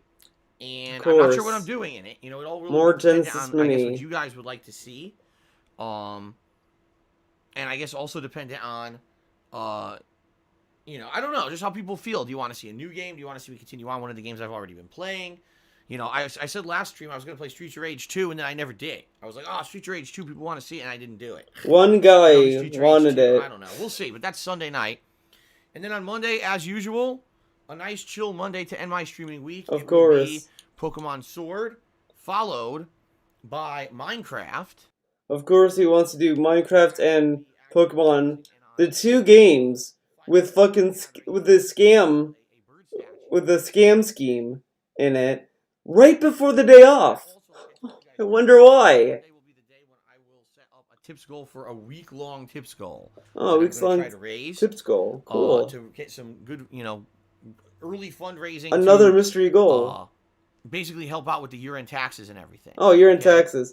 I like how this has a purpose. The other one didn't have a purpose. Good stuff. You noticed that, right?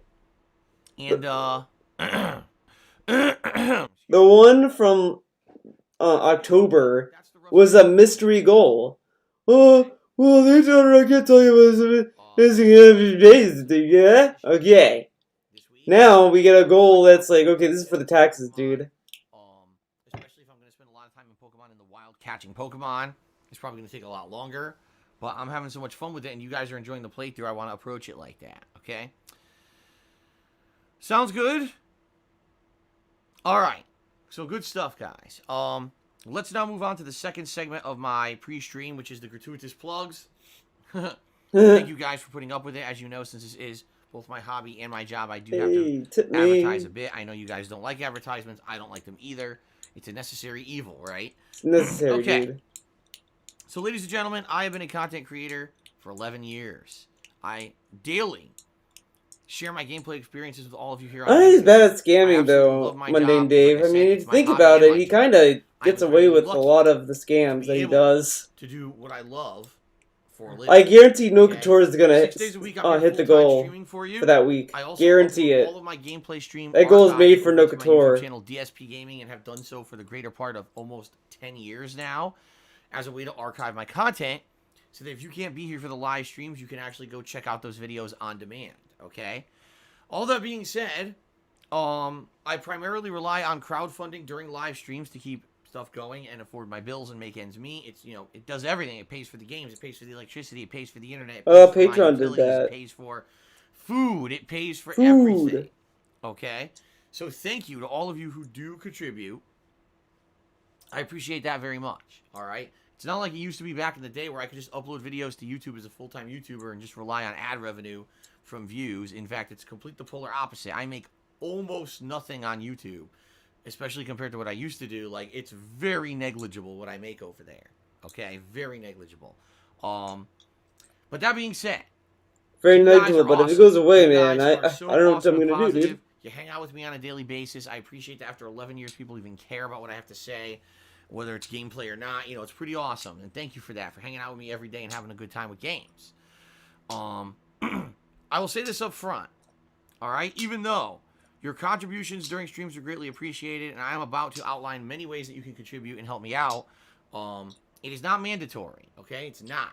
It's not expected that when you come by any gameplay stream at all that you're going to contribute. It's going above and beyond what I would consider, you know, being an awesome person, an awesome viewer to contribute. Wow. I'm not trying to hold it over anyone's head, nor am I angry at anyone who does. I'm not trying to hold it over, but I think you're awesome if you give me money. Okay? If you don't give me money, you're good. You're okay. You can stick around, but those of you who give me money, you're awesome. Before I even monetized anything, you couldn't monetize gameplay videos back then. Oh my I did it god. because I loved it, not because I was looking for a paycheck. Okay. So, thank you guys very much, and let us now get into some ways that you could contribute. First, there's my Patreon at patreon.com/darksidefil, and thank you to anyone. Shouldn't that be in the plug segment? Why is that in a different segment? Patreon, I appreciate that. When you pledge to my monthly Patreon campaign, you get personal perks as a way of saying thank you. Thank All the you. information about said perks Really, is posted up thank over you. there. So I'm not going to go into detail about it, but you can give it a look. And again, thanks to anyone who does pledge and anyone who may be considering it. Okay? Now, also, I have a Teespring store where I sell all kinds of fun stuff. Primarily t-shirts, but there's a lot of other stuff over there too. You know, mugs and stickers and hoodies and sweatshirts and the like. Today, I'm actually wearing one of the shirts, which I'll show you. Oh So boy. this is my King of Retro shirt design. One of many that are available over on my Teespring store. If you like myself, if you like my content, my streams, you want a way to maybe celebrate that, have a collectible for yourself, maybe a gift for yourself or a gift for a loved one during the holidays. You know, just an idea. Just Where's to warn Jasper? you guys, with only 2 weeks left until Oh, no Christmas, Jasper? you'd be cutting it pretty close. If you're going to try to order something off my Teespring for Christmas, you're going to have to do so Is this relatively soon. the Jasper? Okay, so just a Look what I drew. you know, I don't know if you I can see strongly this. Hold on, recommend I'm that you do check out my Teespring and order Look something at right away OBS. if you are Look at planning this. on getting something. All right. This is the draft I made called "Is this Alright, the now, new Jasper If you're Kitty?" live on the stream. No, I chances said, are "Is this the Jasper Kitty?" that you probably would want to That's what it contribute in a says. way Well, let's. that is going to get you some interaction and get you some recognition, right? So if you're here live on the stream today and Look you at either that. share with bits or you subscribe Is to this my the channel, Jasper you tips, Kitty? any of those three things, and I will give you Pretty a live cool, shout huh? out during the stream. Okay, as a way of saying thank you. And also there are leaderboards that I update periodically. Thank you to Real Including at the top of Assassin. your screen, there's a Thank leaderboard you. that tracks top cheer and top tip. In addition to that, there's an integrated leaderboard into Twitch that tracks things such as the top cheerers of the week, as well as the people who have gifted subs for the week. So there's many opportunities to get recognized, and I will be going through all of those shortly to give recognition to those who've contributed. With all the things that I just mentioned, all the ways to contribute, right? You might say, well, what is the best one? What is the way that helps Phil the most? Because he just mentioned so many different ones. I wonder, you know, what would actually be the best way, a contribution method. Quite matter-of-factly, and being honest with all of you, the best way to contribute would be to tip me. The reason being, when you tip me, those are funds I get immediately. There's no processing time or downtime. I can use it right now to pay a bill. I could use it right now to buy a game. I could use it right now to pay my tax attorney and file my year-end taxes, or actually pay the year-end taxes. You see what I mean? Like, No, I like how he says that I can this. put that money towards immediately. Okay. Now, I'm not saying the other contribution methods Yeah. don't help and aren't appreciated. In fact, they Okay, greatly so he help. says this. And thanks But to what anyone if, who's let's anybody say No Couture comes in and gives him 1,800 today? Okay, let's say he gets 1,800 today. Is that gonna go to the tax? Does that mean that the 1,800 tax goal is gonna be no more? Of course fucking not. He can hit $100 tips every day, and he'd still do the 1,800. Now the thing that's also kind of goofy is, let's say, let me get my calculator because I can't do math, guys. I'm an idiot. Okay. So he streams six times a week. Okay, 6 days a week, 2 times. So it'd be, let's see, 100 times 2, be 200 times 6 equals tip. So he gets 1,200. If he hits $100 tips goal every stream, he would get 1,200. Like anything else on the internet, you could use a He would get a $1,200. tip. However, what I have found from personal experience is that sadly, they don't make the process. Oh my god. Because This if is you're on like a mobile device, a massive meme. sometimes the option to do so doesn't show up. Okay, and that's a shortcoming of PayPal. I don't know why their website doesn't work right everywhere, but it doesn't. If you go on a desktop computer, you should have options that say like MasterCard, Visa, Discover, American Express, etc., all that pop up there. But you might not have that if you try to do it on a mobile device. So, apologies in advance, but please consider tipping. And know that you don't need that account. You can use a desktop computer to do it, okay? Now, in addition to that, I strongly recommend that if you are considering contributing today to myself or any streamer for that matter, you do what you can and do your due diligence to protect your identity. What I mean by that is sadly there are a group of people on the internet who are absolutely miserable fucks. They're messed up in the head. They will do whatever they can to make your life miserable because it gives them power. Their lives are awful and miserable and lacking of any kind of positivity in real life. Guys, my life sucks. I need power, so I'm gonna fucking harass people. Because it makes me feel like I have power. So, what they'll do is they'll prey upon people who contribute to streamers. They'll try to find people who are like big contributors. No, the thing that's personal information, and they'll try to dox you. oh, I fucking muted him. Whoops. Well, anyways, you guys can hear him anyway. But the thing that's a meme of this is that he says like, oh, well, people do this to. I know it's quiet. I just realized. Information is possible, but I'm gonna talk anyway. So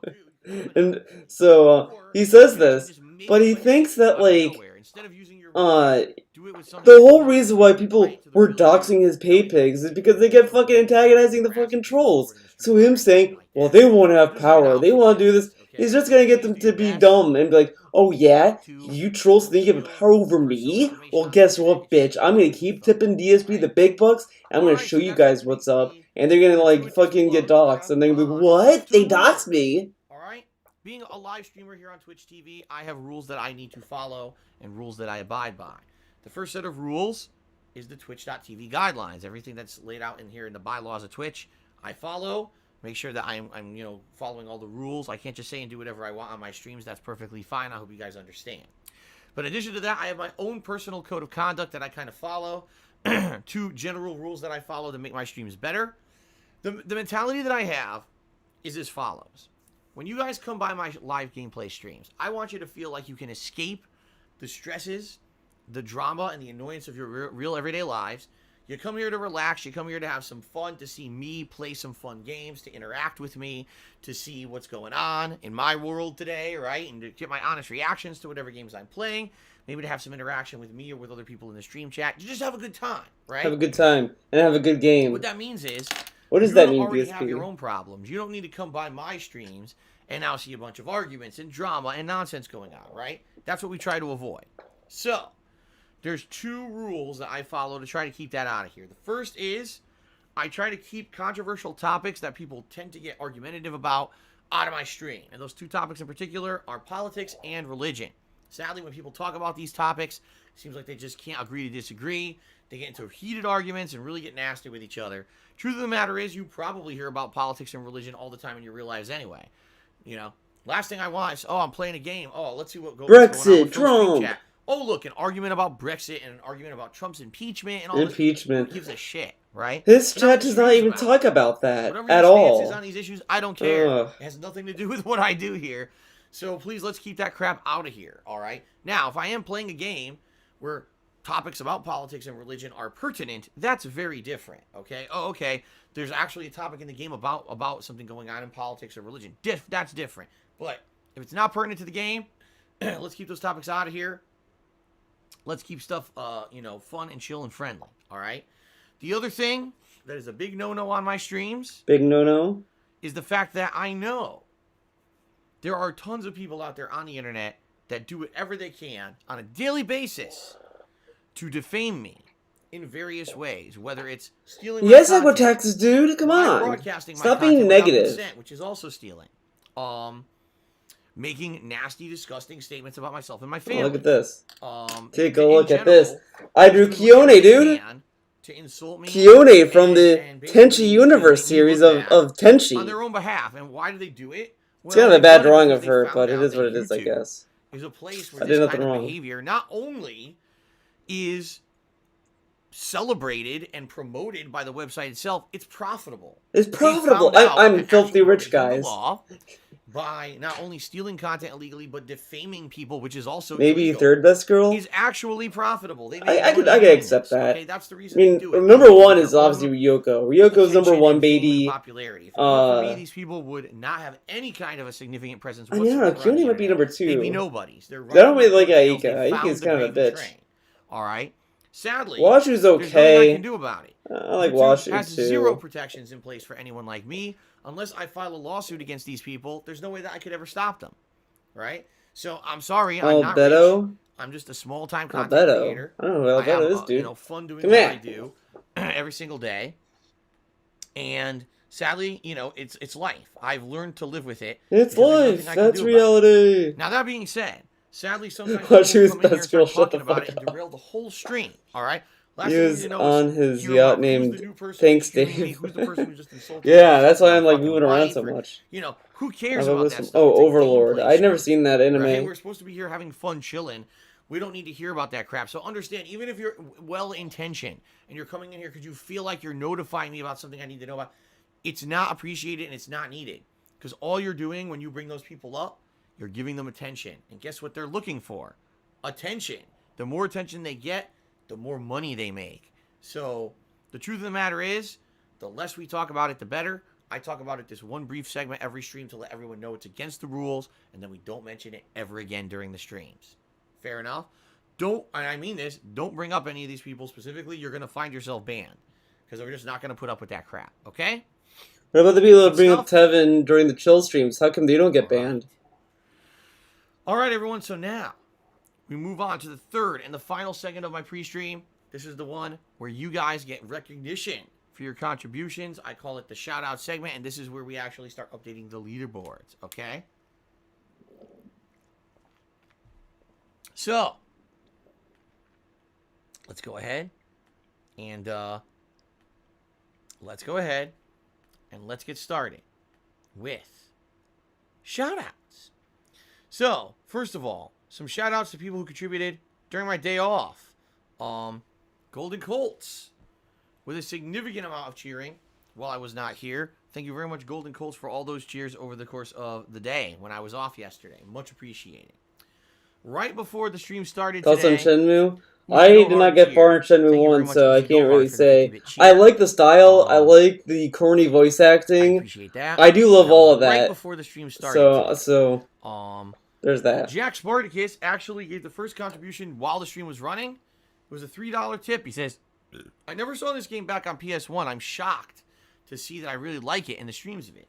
He must be referring to, of course, Medieval, which we're about No, to he's talking play. about Shenmue 10. Yeah, like I remember back in the day on the PS1, the only reason I knew about Medieval is because a demo of it was included with one of those big magazines. Like I want to say it was probably like PlayStation Magazine or something like that. Or I'm trying to think what games regularly had demos back in the day. GamePro was one of them. PlayStation Magazine was one of them. So more than likely it was one of those game magazines came with a demo disc. And as Medieval was going to come out, the game demo was included with the magazine, and I played it. I liked it, and I was like, oh man! And I went out and I bought the game. And then of course it was so popular, it ended up getting a sequel. So that's good stuff. It's surprising to me it took them this long to remake it, quite frankly, because the game is, I agree, the game is quite good. Even though, let's face it, we're playing it now, it's a remake. It has a lot of, it has a lot of things about it that are outdated. The fact that there's no checkpoints, right, is a big one. You have to replay the whole stage if you die. Okay, that could be kind of annoying. But overall, I think so far the game's been great. The graphics have been pretty good. The gameplay elements kind of hold up. Although some of the stuff is very simplistic, it's still pretty fun. So I'm enjoying the playthrough so far. Hope you guys are enjoying it too. And you're looking forward to more today. Yeah, a lot of people probably don't know about Medieval. So it's kind of cool that this game got a remaster and was released this year, and now I get to finally play it, and we get to experience it together. Pretty neat, right? So thank you very much, Jack, for the $3 tip.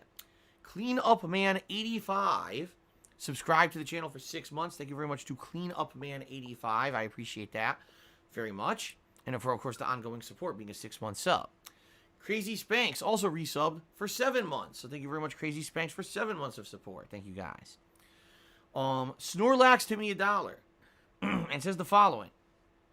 Hey, Phil, I'm currently at 397 of 400 Pokemon caught at this point. A heads up, I'm 80 hours of playtime, just so you have an idea of how long this could take you. Good luck catching them all. Well, actually, my playthrough of Pokemon Sword at this point is about 40 hours long. I looked into it, and it looks like I'm probably just under 40 hours. And I haven't beaten the game. I still got the final gym, and then whatever the final segment of the story is going to be. I'm sure there's a big champions match against Leon, and all that. And I've also heard that the game has some post-game content. Not a ton, but I've heard that it does have some post-game content to look into. So, if I just followed the story of the game, I would assume I would probably beat it within 2 to 3 sessions. So you're probably talking another 8 to 12 hours of gameplay. I'd probably beat the story, okay? However, that being said, I am not just going to do that. Like I said, I'm going to actually, now that I'm in the wild, one of the things I want to do the next stream is just go through the wild and try to catch as many of the Pokemon that I previously couldn't catch. Look for evolutions and the like, and just have a good time with it, and just kind of casually play it rather than worry about rushing through it. I mean, no rush. The streams have been great. You guys seem to have enjoyed the streams a ton. I see no reason to rush through the game. Let's just keep having fun and enjoying this ongoing segment of gameplay, right? So, look at this. That's good stuff. So good. Thank you for letting me know, Snorlax, that it could be as long as 80 hours long. I appreciate that, and thank you for the $1 tip. Orion Rogue is resub for 20. I drew Keone as a bunny girl, awesome. dude. All right, that's pretty awesome. It thank was you for the support. Let's see. And get that. Good to see you. Okay, Two Bar King did a 100-bit cheer. Thank you very much, Two Bar King, for the 100-bit cheer. That's actually the first cheer that actually happened during today's live stream. Of course, like, Keone would be embarrassed because she's like, hey, so you know, go ahead and look, Two Bar King, I am a, up here on the leaderboard. I'm a police officer, and she has to, like, dress like this to make money to live on Earth, because living on Earth is expensive, so she has to do stuff, okay? Come on.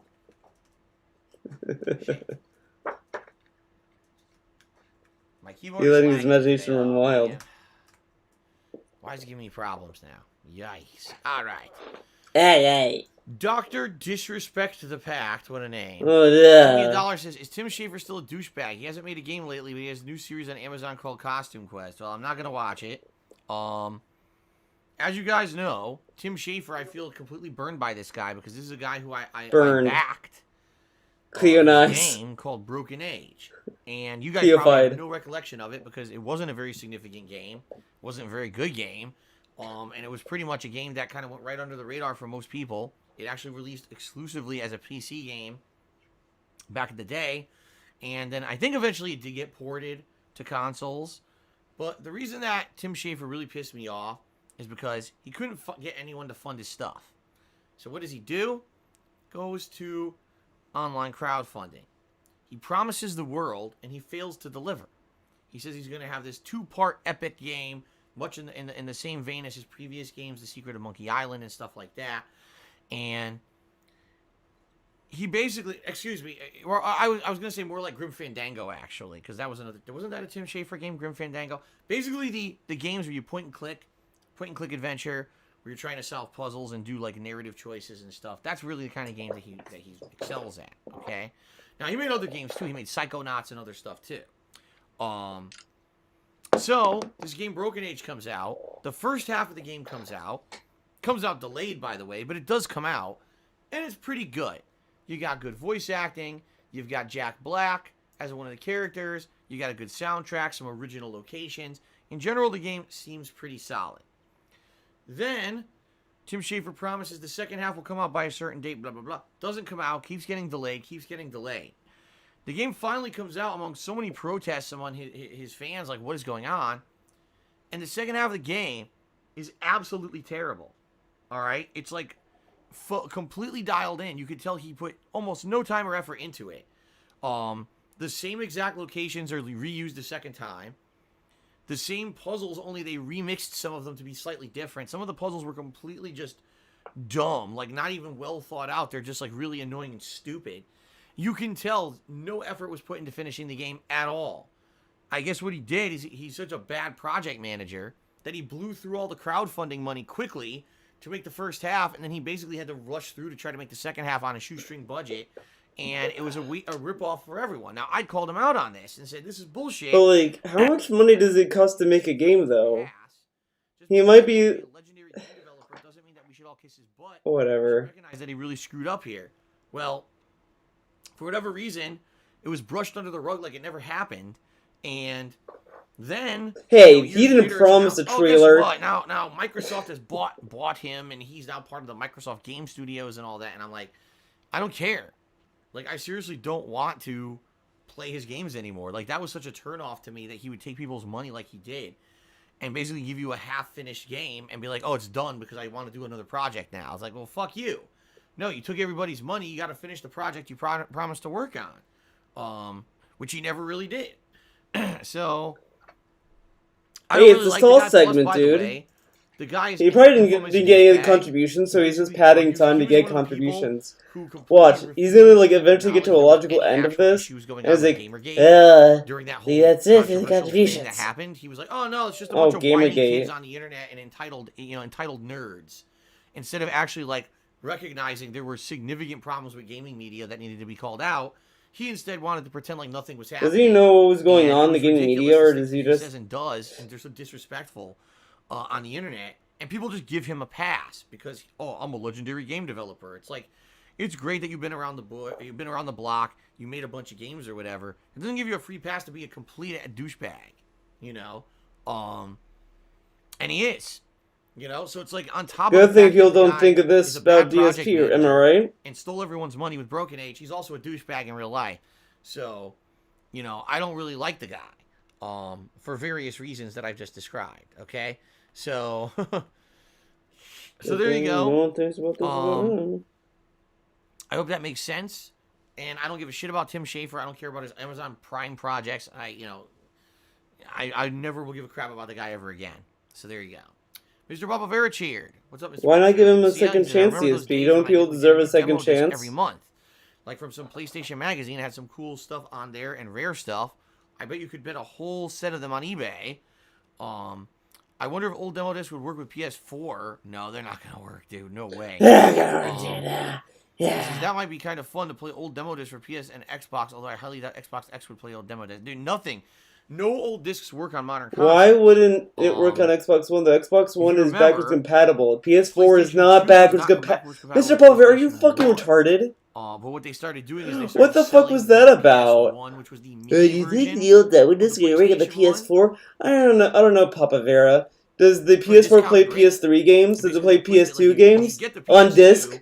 But if you want to play all your favorite PS1 classics, you gotta buy the mini. Oh my PS1. god, fucking eat. And I think they sold it for like $80 or something like that, like really cheap. Or buy them on PS3. I believe the original model, like certain models of the PS2 were backwards compatible, but not others. It was really confusing. I know that the ones that I had weren't. I had later models of PS2 that I guess were not. I thought that was the PS3. I knew it wouldn't work, so whatever. I kept my original PS1 for quite some time, but then PS3, the original PS3 was backwards compatible with PS2, but then they removed that functionality. PS4 is not backwards compatible with PS3 at all.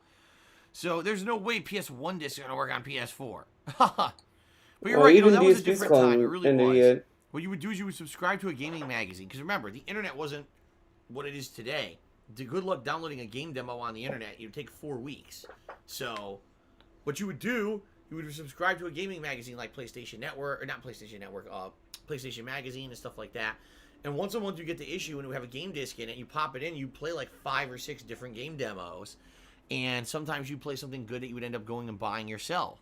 The digital age didn't really start until the era of PS3 and Xbox 360. And even then, Probably it wasn't until several years into the life cycle of those consoles where actively things like game demos and stuff were available digitally for free so you could test out these games.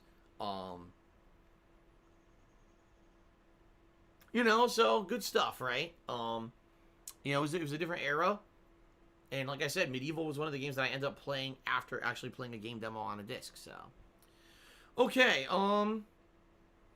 continuing on, M5MNSX did 101-bit cheer. That actually makes M5MNSX the top cheerer of the day. And he says, how was your day off? Doing some chores to prepare for the holidays. I already talked about this. It was an interesting mix of, fun stuff with errands and chores and the like. It was very rainy, but that's to be expected this time of year in Washington State. It's very cloudy and rainy all the time, so no surprise there.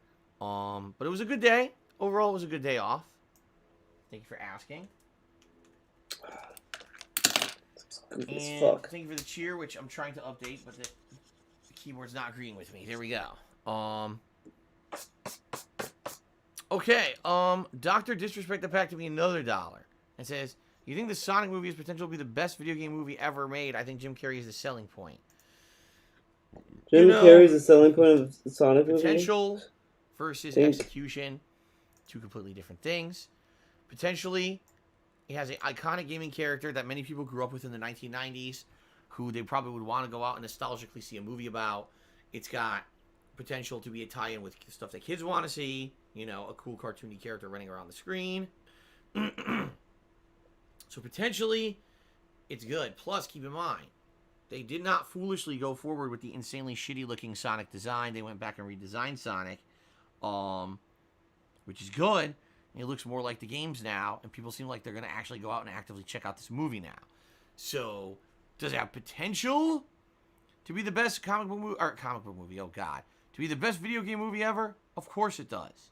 Will it be? I mean, who knows? I guess it really depends on the writing, and is the movie itself, smart, or is it just really cheesy? Who knows? Jim Carrey's. I think it should be cheesy. It's a fucking just having Jim Carrey in it makes it good. Sonic movie. Sonic should be cheesy. It's hard to say. The way I say it is this: Jim Carrey typically does good stuff, but he's also done stuff that's not so good, and that's not necessarily his fault. I would say look at movies like Liar Liar or Me, Myself, and Irene. Yeah, I like that movie. That I was a kid, though. That are really bad. Like Liar Liar, I actually really like, but then as I got older and I started watching, I thought it was not as good. Me, Myself, and Irene, I think that movie is terrible. It was because of the milk scene. There's always a divided opinion. He hates the scene where and just because Jim Carrey's in it doesn't guarantee that he's going to be great. It depends on what the movie called for and what the director told him to do. So I guess we'll see. Okay. Mr. Papavera cheered and he says, "Do you have a PS Mini? Did Xbox do a Mini?" No, I didn't get the PlayStation Mini. Why would the Xbox do a Mini? It's backwards compatible. When it came out, first of all, the titles that were on it weren't, like, amazing. They were good, but they weren't, like, blow me away amazing. And a lot of them I'd already played recently anyway. On PlayStation 3, I had downloaded and played those games anyway. Then, of course, all the horror stories came out that the console was a piece of shit. Because it actually were not the good versions of the games, as they say. But I guess in some certain cases, they were, like, the PAL versions. Or, basically, they weren't good versions of the games that you would want to play. The console flopped hideously and ended up, at one point, I believe they were selling PS Mini on Amazon for like $20 or something like that, like crazy cheap, because they couldn't get rid of them. Like, people basically didn't buy it, and it ended up sitting on shelves and overstocked everywhere. Like, everywhere had this thing overstocked because no one bought it. I guess a lot of these stores had planned on it being a big hit like the SNES Mini had been, and it was not at all. It was a ginormous flop. So, no, I never got a PS Mini. I have no plans on getting a PS Mini. I don't see the point. So, okay. Excuse me. So, thank you everyone so far for your contributions. What I'd now like to do is give shout-outs, to those who have contributed via being the top cheerers of the week, and also people who've gifted subs this week. Okay? Alright. Alright. Okay, so thank you very much to the top cheerers. You like the the baby so far. voice? Let's up Hi, this Zamzam. leaderboard up. In 10th place this week, Gex the Lizard. 9th place goes to M5NSX. Big 8th ups, place, Tevin Bashy Meme. 101. 7th place is Shrimply Pimply. 6th place, Golden Colts. 5th place, Accio Artorius. 4th place goes to Pop Rivera. 3rd place, Big D's. 2nd place, Two-Bar King. And in 1st place so far, Her arm he's looks young, by fucked the way. up. What the And so fuck? far, it's Delancius, who did that 3200-bit cheer actually during the Minecraft stream, and we'll be able to think about what he wants us to do for a future Minecraft project, okay? Good stuff. Good stuff. Also, thank you to the following people who gifted subs this week. Rumpelstiltskins gifted a single sub, and D-Train12 gifted a subscription. So thank you guys for your support. That is much appreciated, okay? All right. So, that is it for today's pre-stream. I hope that you guys enjoyed it. What we're going to do now is take a very brief break so I can go use the restroom. Of And course. we're going to come back with fun continuation. Hold on a second. Uzi Gohard just cheered and said, wait a minute. I'm not on the leaderboard. Not even close. I just wanted to derail the stream. Well, there you go. Thank you, Uzi Gohard, for the 50-bit cheer. I appreciate that. Okay. So now, we'll take a very brief break for me to go use the restroom, and then we're going to jump back into Medieval's remaster, or remake, whatever you want to call it. 4 hours of fun here. It's a remake. How does he not know what a remake and a remaster I am is? enjoying the game a lot, so I hope you guys are enjoying the playthrough. And it should be a good time, alright? So thank you, and I shall be back with more Medieval in just a moment. Thanks, and see you in a bit.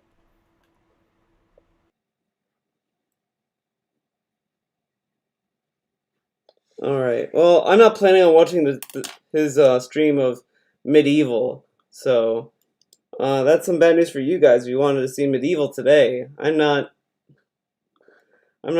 crazy for his Medieval playthrough. Okay, so that's...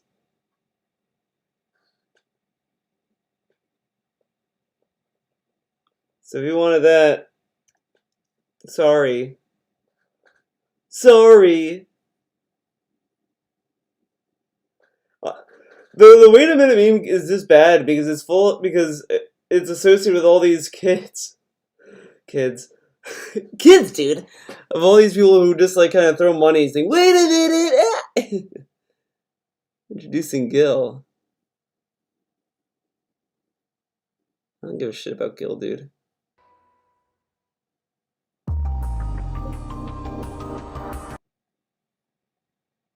Back in 1997, Gil is the messiah-like leader of the secret society. He uses pyrokinesis and cryokinesis. Okay.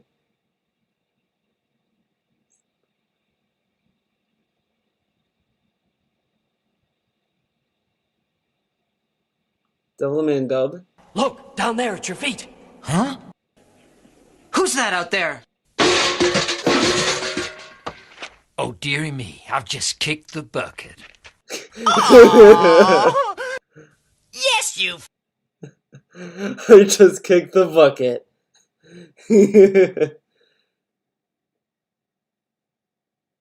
Alright.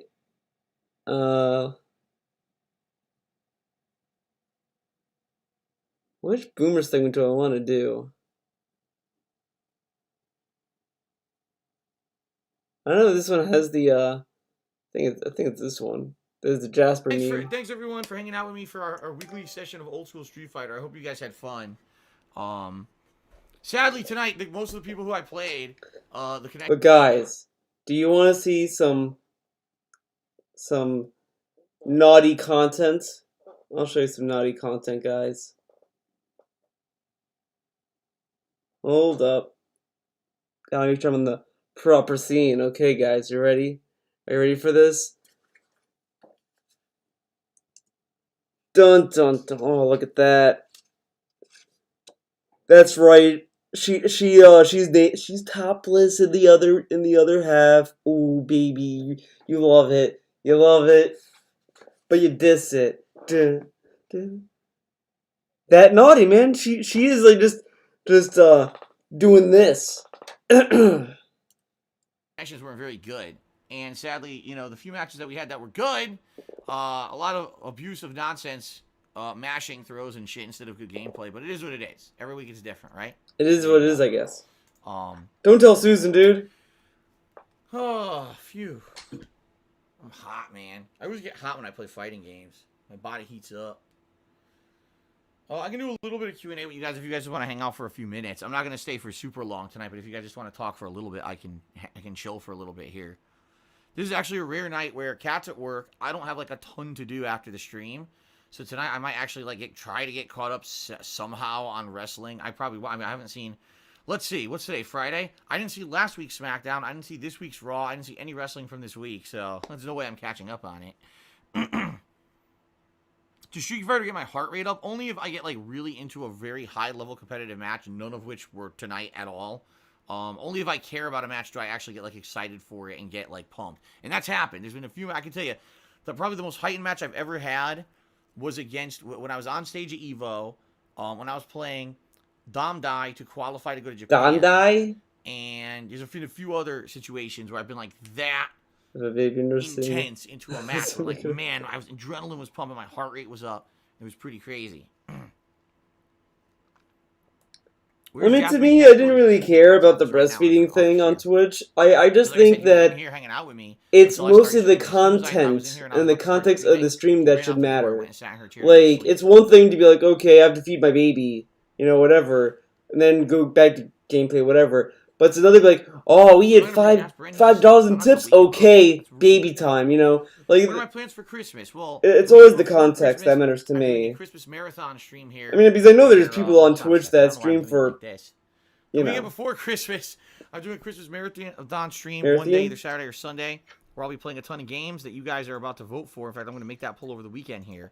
I'm going to be dressed up. I'm going to be having some drinks and stuff, some beer, some eggnog and stuff. But we just have a good time. Christmas Eve, I'm only doing one stream, I think, earlier on. I don't know what it's going to be yet. But then that night, I'm going to go out to dinner with my wife. Christmas Day, I'm not streaming at all. But we're just going to stay home and celebrate. We're going to have a good day, gift exchange, watching stuff on TV. Not TV, but like, Christmas shows and stuff. We're going to have a nice ham dinner. We're going to have a good time. So... This is too thick. Nah. Medieval is the day stream tomorrow, Hey, that's why. Calibor Man. First stream tomorrow, so starting around 10:15, actual gameplay around 11:30 a.m. Pacific time. You want to see Cookie move? Oh boy.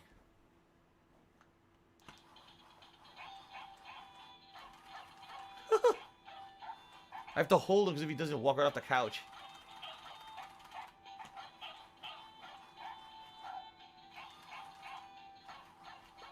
Get on the ham. Get on that ham, son. I like how he has to hold the cookie down.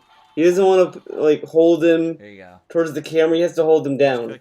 Restrict the cookie. Big Papa Phil to me $2. It says, I assume you haven't watched AEW yet, or have you? The matches are amazing. The balance between storylines and wrestling is perfect. It reminds me of a cross between Prime Era Nitro and Raw. I haven't seen a single match of it because I don't have TNT, because I don't have live TV, and Hulu doesn't do on demand of that show for whatever reason. They don't have an agreement to do it on demand, and that's what I used to watch television is Hulu. I don't have any live TV source, so I have not seen a single episode of it.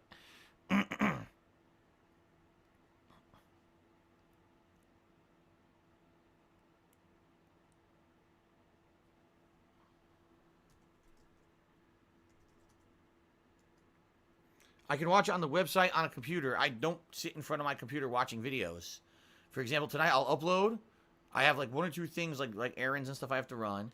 I'll go downstairs. I'll probably sit down on my couch and relax for about an hour before my wife comes home and watch something on TV for like an hour. And that's it. I'm not going to sit here in front of my PC to watch fucking wrestling. I'm in my office all day fucking long. The last thing I want to do is still be in my fucking office to watch more. I'm out of here. He really hates that office. I don't know why. Why is that office so toxic? PWW says, I've noticed Friday nights are always slow for some reason for donations. It's not that. It's not that at all. I don't think so. Like, it depends on the clientele who are here to watch the Street clientele. Fighter. And I think that there are a group of people who really appreciate it and enjoy it, and there are people who have contributed on Street Fighter streams before. in general, a lot of people show up just to troll, which is fine, I guess. I like playing old school Street Fighter at least once a week. I don't think it's been slow. Like, look, I raised almost $40 in tips tonight. I had a couple cheers, not a ton of cheers, a couple cheers. It's not necessarily a slow night. It's certainly not a fast, super busy night. Fast night. I find that when I do chill streams like Minecraft or PUBG, those streams seem to be more profitable for me. But I enjoy Street Fighter, and I'm okay doing it once a week. Yes, my PC is exclusively for work. I don't use it for anything else. That's it. Work purposes.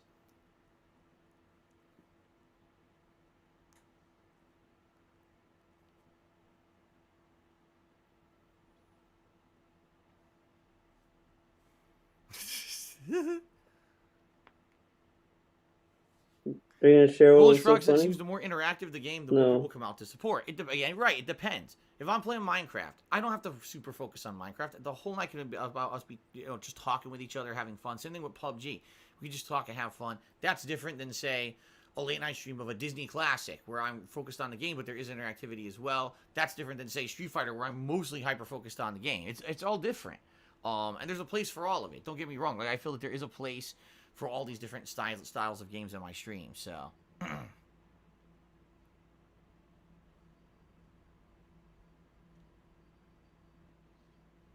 Yeah, Silent Weapons, there's always a ton of trolls during fighting game streams, and I can't expect my mods to be here for every single one, so there's nothing you can do about it. Nothing you do.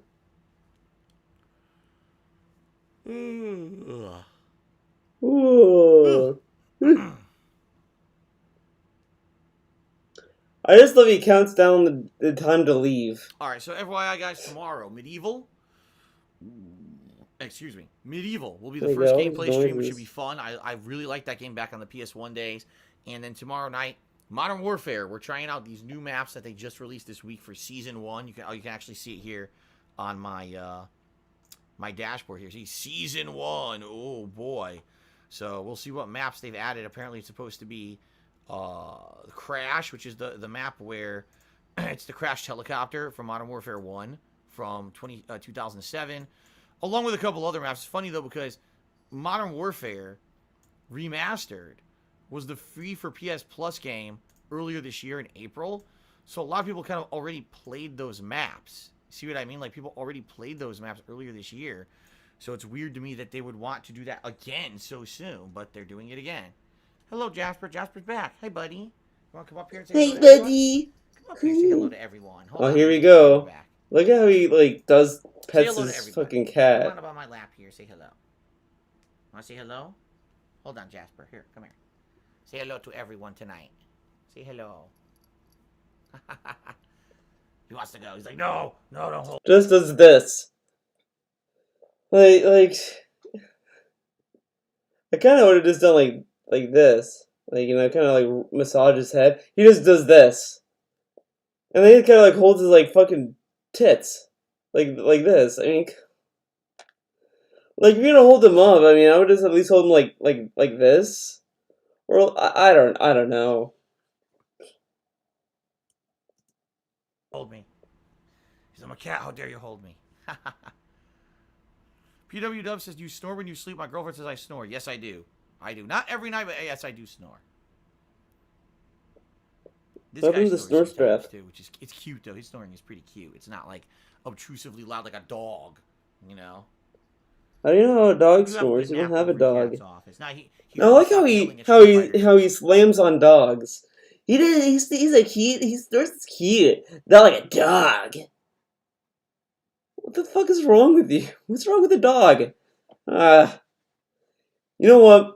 Cleo's the best. I don't think she ever snores because Cleo is that good. Now he comes in. He finally coming in to hang out. I'm not going to be here for much longer. I just got to upload, and then we can go downstairs and relax for a bit.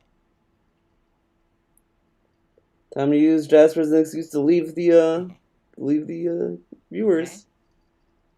Okay. What are you doing? He just laid down on my hand. He was about to. You're going to lay on my hand? You're going to be silly. Jaunty Riggs did a 100-bit cheer. He said, hello, Jasper. Someone just said hello to you. Jasper, someone said hello to you on the stream. How nice. Thank you for the cheer, Jaunty Riggs. I appreciate Dude, he talks to his cat like it's like a fucking, retarded child. Will I be catching up on wrestling post-stream? I don't know. There's no way I can even watch a whole show, because Kat, I believe, gets out of work at 11 tonight. So she'll be home within like a half an hour, or hour and a half. There's no way I can watch an hour and a half. I can't even watch a single show. So I don't know. I don't know what I'm going to do.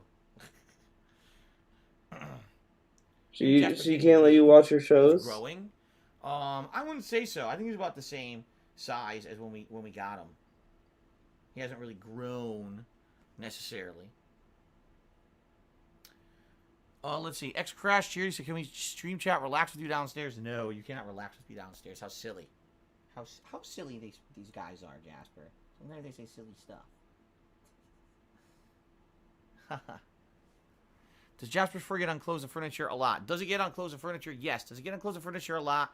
It's not that bad. He's definitely not a high shedding cat. He's not a low shedding cat either. He's a medium, I would say.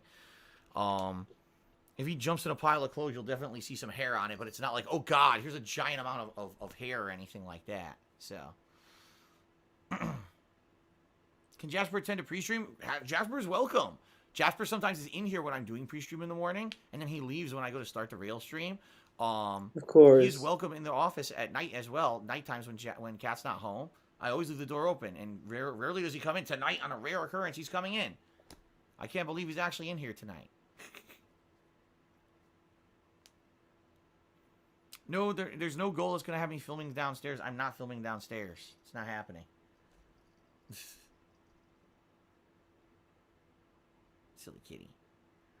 Why did I name Jasper Will Moses? Because we didn't name Jasper at all. His name was Jasper when we adopted him from the shelter. He already had the name Jasper, so we're not going to change his name.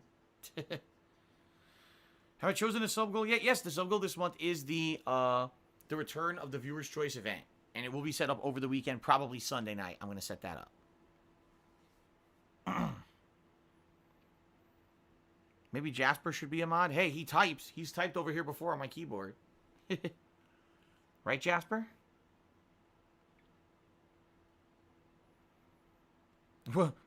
Sucker surprises he thinks Jasper may be a Street Fighter fan because he shows up every time I play it. Actually, it's funny. Remember the time he was actually playing the game?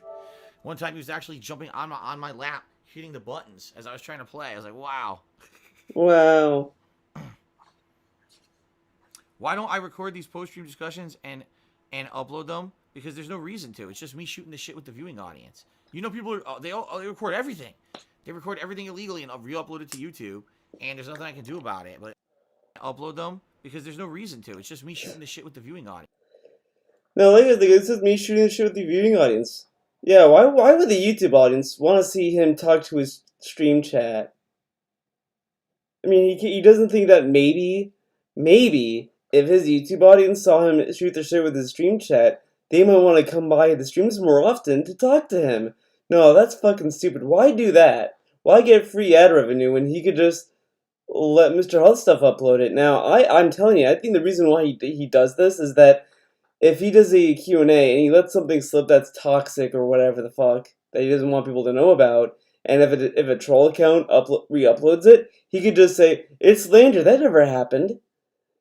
There's no proof, dude. You know, people are, they record everything. They record everything illegally and Look at upload this. it to YouTube. I added There's ink, dude. about it, but I don't see a reason why am I going to upload Look at that ink. to YouTube. It's just us talking. It's nothing significant. It's not a playthrough. It's not where I'm answering significant questions. It's just us killing some time, you know? Killing some time, dude.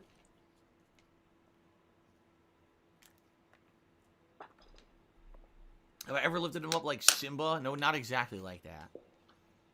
Although I have lifted him up many times to get him out of trouble. Let's put it that way. I hate when he says, let's put it that way. Like, whatever. Do I like eggnog? Yes, I do. Both alcoholic and non-alcoholic, although alcoholic I think is very tasty, and I'm going to get some this year for sure at some point. What are you going to get for the... Is Death Stranding worthy of Game of the Year? If for some people, I'm sure. It's just, that's a subjective question. I love the guy's asking him for his opinion. Well, it could be for some people, man. He's not asking for other people's opinion. He's asking for yours, idiot. You know, that's a very subjective question. Very subjective. Objectively, you can weigh and balance its pros and cons, but if it's Game of the Year material, it's subjective. So I'm sure some people will say it is. He's asking for your opinion, though.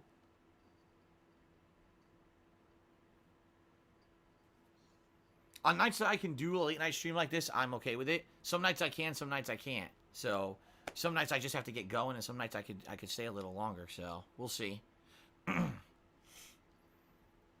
Favorite Adam Sandler movie? Either Billy Madison or Happy Gilmore. Those are the two that everyone likes. I love that this guy's opinion is, oh my god, every fucking time. No. Every time I stream, he calls. What the fuck? I'll call him after this. It's my friend. Don't worry. It's nothing serious. My buddy likes to call me to talk, and that's fine. But he keeps calling me when I'm streaming. But I like how every opinion he has is fucking like measured against like with other people's opinions. What about your opinion, DSP? What does DSP think? Have I tried cradling Jasper like a baby? No, I've never tried that one.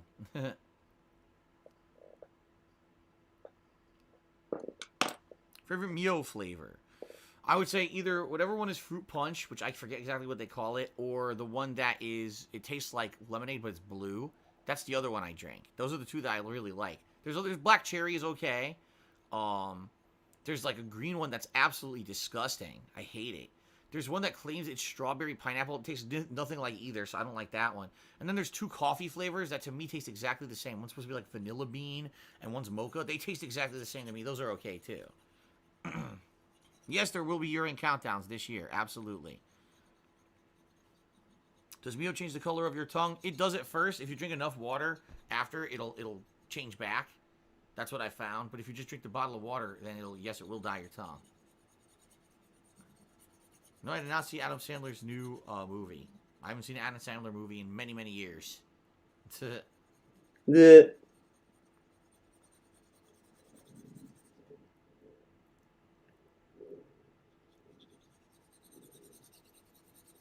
PWW says, I know it would be better if you had a bigger audience, but I feel it's more personable with just an audience of like 300. To me, I don't care. I have no idea how many people are on stream tonight. I have no idea. Mr. Like, well, it's okay that you don't get a lot of audience. It's pretty cool this way. I don't look at numbers. I don't care. As long as I have a good time on stream, you guys have a good time on stream, and you know there are some contributions. The meme again. Going. I do not give a shit how many people were on the stream. I just don't know. So. Well, there you go. Someone named Jasper the Troll took me $1.01 and insulted me. How nice. What a nice person. I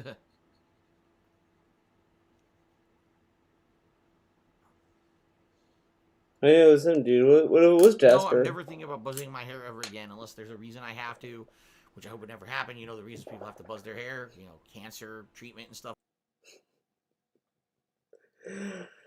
Oh my god. Let's hear that again. No, I'm never thinking about buzzing my hair ever again unless there's a reason I have to. I'm never gonna buzz my hair again unless there's a reason I have to. I mean, like, people have to buzz their hair, like, for jobs and careers and all that, or just be out of preference. But listen to how he thinks that why people have to buzz their hair. Which I hope would never happen. You know, the reasons people have to buzz their So he says, like, I don't want to buzz my hair unless I have to. But you know the reason why people buzz their hair? You know, cancer. Cancer patients, yes. Only can't. Oh my god. The reason cancer patients don't buzz their hair though. They just lose their hair. They get their hair back. Like, he's so naive, and this is like a childish understanding to just assume that cancer patients have to buzz their hair for the treatment. They lose their hair because of the treatment. It's not an option for them. And then the other thing is that, like, I mean, people can get their hair to get their buzz. They can cut their hair for multiple other reasons. It may not be just for cancer. Oh my god, this is retarded. Ugh. Yeah, it falls out because of the radiation treatments. It doesn't fall out because they're like, we need to go to the barber. You're gonna get your cancer treatment? Okay, time for you to take it to the barber. You gotta shave your head, dude. They don't get the option. The hair gets lost. Ugh. Treatment and stuff like that. I would hope that this kind of thing never happens to me. I would like to keep my hair as long as I can. My wife likes it. I like it. So there you go. No, we're not going to see Star Wars Episode 9. Nope. I still didn't see Avengers Endgame. I don't have enough free time to watch a movie like Avengers Endgame. Like, I know it's over 3 hours long. It would take me a week to watch it. Because at most, I get like an hour of free time a few times a week. Counting the free My wife does time. not want to see that movie. So it would take me like a week to watch it. Do they lose eyelashes too? Or is it just, like, eyebrows and hair? I've never been to a water park. Someone asked, do I like water parks? I've never been to a water park, so I couldn't answer that.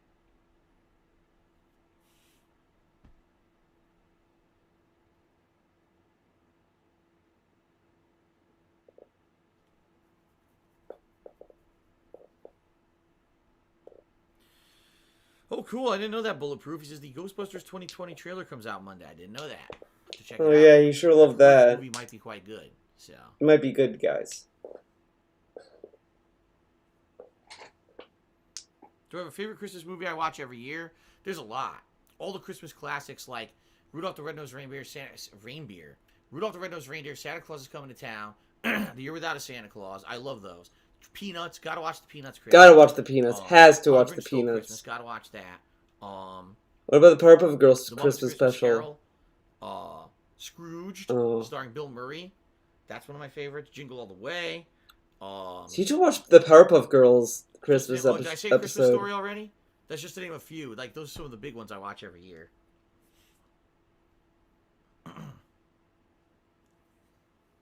He has to watch the New World Order. That's the DSP way, man. Nah.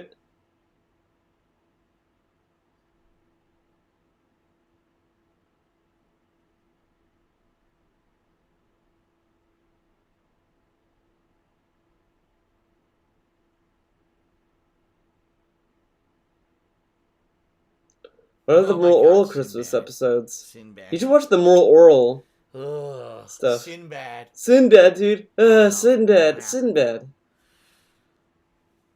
He fell over. All right. Nice burp. I guess we're going to say goodnight, everybody. Jasper's in the window looking at me like, what are you doing in here still? Why are you still talking to them? He's I love how DSP wants us to think of Jasper as a toxic asshole that hates his viewers. Every time he brings Jasper up, it's always like, oh man, he hates it when I talk to you guys. Oh, he hates that I'm talking to you right now, guys. Oh my god, Toxic hates this. Toxic hates this.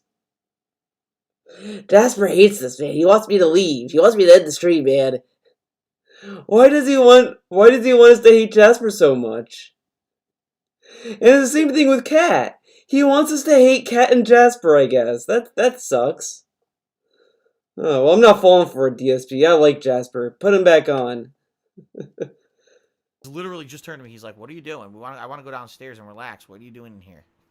Yeah, Jasper can't go down on his own, dude. He has to take DSP away from the viewers because he hates them, dude. He hates the viewers. I don't know why DSP wants us to think of Jasper as a cat that hates the viewers.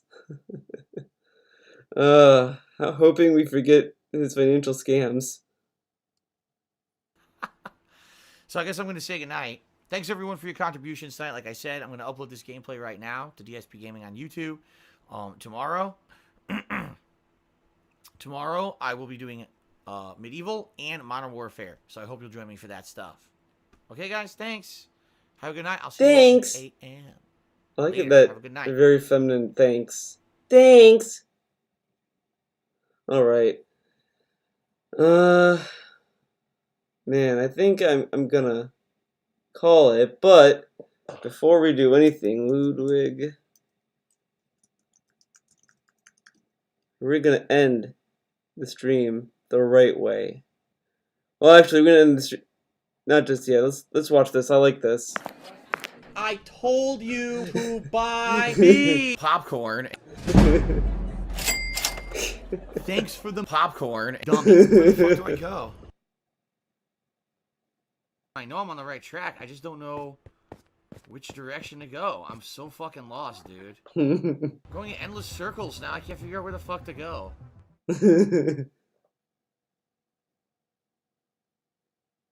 Appear to. I knew that. This way.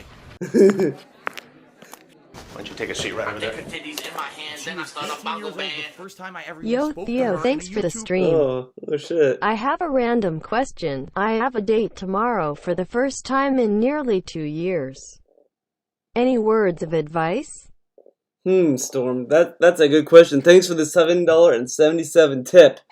What I would say is, let's see, you have a date. I would say when you sit with that girl or whoever you're going out with, just relax. She's probably nervous too. You're probably just like both like, oh man, but just relax and just talk. See what she's doing. She might ask you some questions. You just relax. Like try to just find something to talk about. Get to know her a little bit more. It doesn't hurt to ask questions. You don't want to sit there and just be like. And you don't want to keep asking questions either. You don't want to make it sound like an interview, but you got some questions, then just kind of expand on that. Just kind of, be casual. You don't have to. Don't overthink it. Don't think about, oh man, what's gonna happen. Just kind of be there. And if you mess up, if you're like, oh man, man, I don't know if I'm gonna say the right thing. If you're honest about it, and if stuff happens, stuff happens. She might make some mistakes too. If you're really nervous, sometimes you want to be blunt. Maybe I think ultimately, if the date goes well, even with the mistakes you may or may not make. I mean, everyone makes mistakes when it's just human nature. I think if you're just kind of relaxed about it and just kind of like. Have like interest in what's going on, it might just work out. And I think the test of if the date's a success is if she is like, hey, the second date. If she's like, hey man, let's go on a second date. There you go. I mean, I'm not the best person to ask, to be honest. I'm just kind of going with how I feel you should kind of approach it. I haven't been in the dating scene in like years, and I kind of messed up one major moment. It sucked. It was rough. There was a girl in my Spanish class. She was cute. I was like, oh man, I was making the right moves, but I was a fucking idiot. So because she got really close to my shoulder, and I didn't think, oh man, maybe she's giving me the cue to hold her hand or something. I wasn't thinking about that, and I fucked it up. And then when I tried to ask her out to go to the movies, she fucking ducked me hardcore, and I was just like, what the fuck is wrong with me? So just as long as you just kind of are comfortable and you don't think about don't get nervous, don't get locked up. I was very locked up when I was around these other girls I was interested in. I would be like, oh my god, I don't know what to do, man. Oh. And I think that's a mistake. Don't be tight. Think of it like when you're doing art. You don't have to be an artist to do this, but you want to go with loose. You want to go with general stuff. Then you want to kind of hone your way into more specific stuff as it goes. Not too specific, obviously, but you want to just be loose. You want to be relaxed. Hope that helps. If it doesn't, I am terribly sorry. But hopefully it works out. It goes your way, man. Good luck. Message. Once upon a time, there was a lovely princess. Fuck her. But she had an enchantment upon her of a fearful Oh sort. wait, look at that. Only be broken by love's first kiss. Look at it. She was locked away in a castle. Slap that annoying fucking bitch of a kid. What the fuck? Very nice. Okay, that I liked. Okay, I am subscribed. I almost thought I wasn't. But this will be the outro to the stream. I would like to thank all you guys for coming to the stream, for watching it, of seeing DJ Filthy Rich, Subject, Terreal Assassin, Stormlit Aqua, War Dog Leader was here for a bit. Lynn, I don't think I saw Cyber the Wolf, but AM1337 was here. Arizona Made Gamer, everyone is here. The whole crew was here. Thank you for coming. And again, thank you to AM1337 for the $1 tip. And thank you, Storm, for the $7.77 tip. Hopefully your day goes well. I will see you guys in the future, in the next stream or next video, whenever that may be. But hopefully you guys have a good week and be safe. And always remember to love yourself. Alright.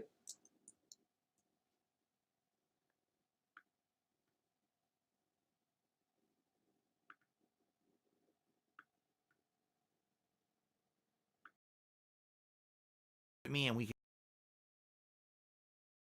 Shoutout rock to the beat for your boy. Rock to the beat for your boy. Here we go. I want money. I want tips.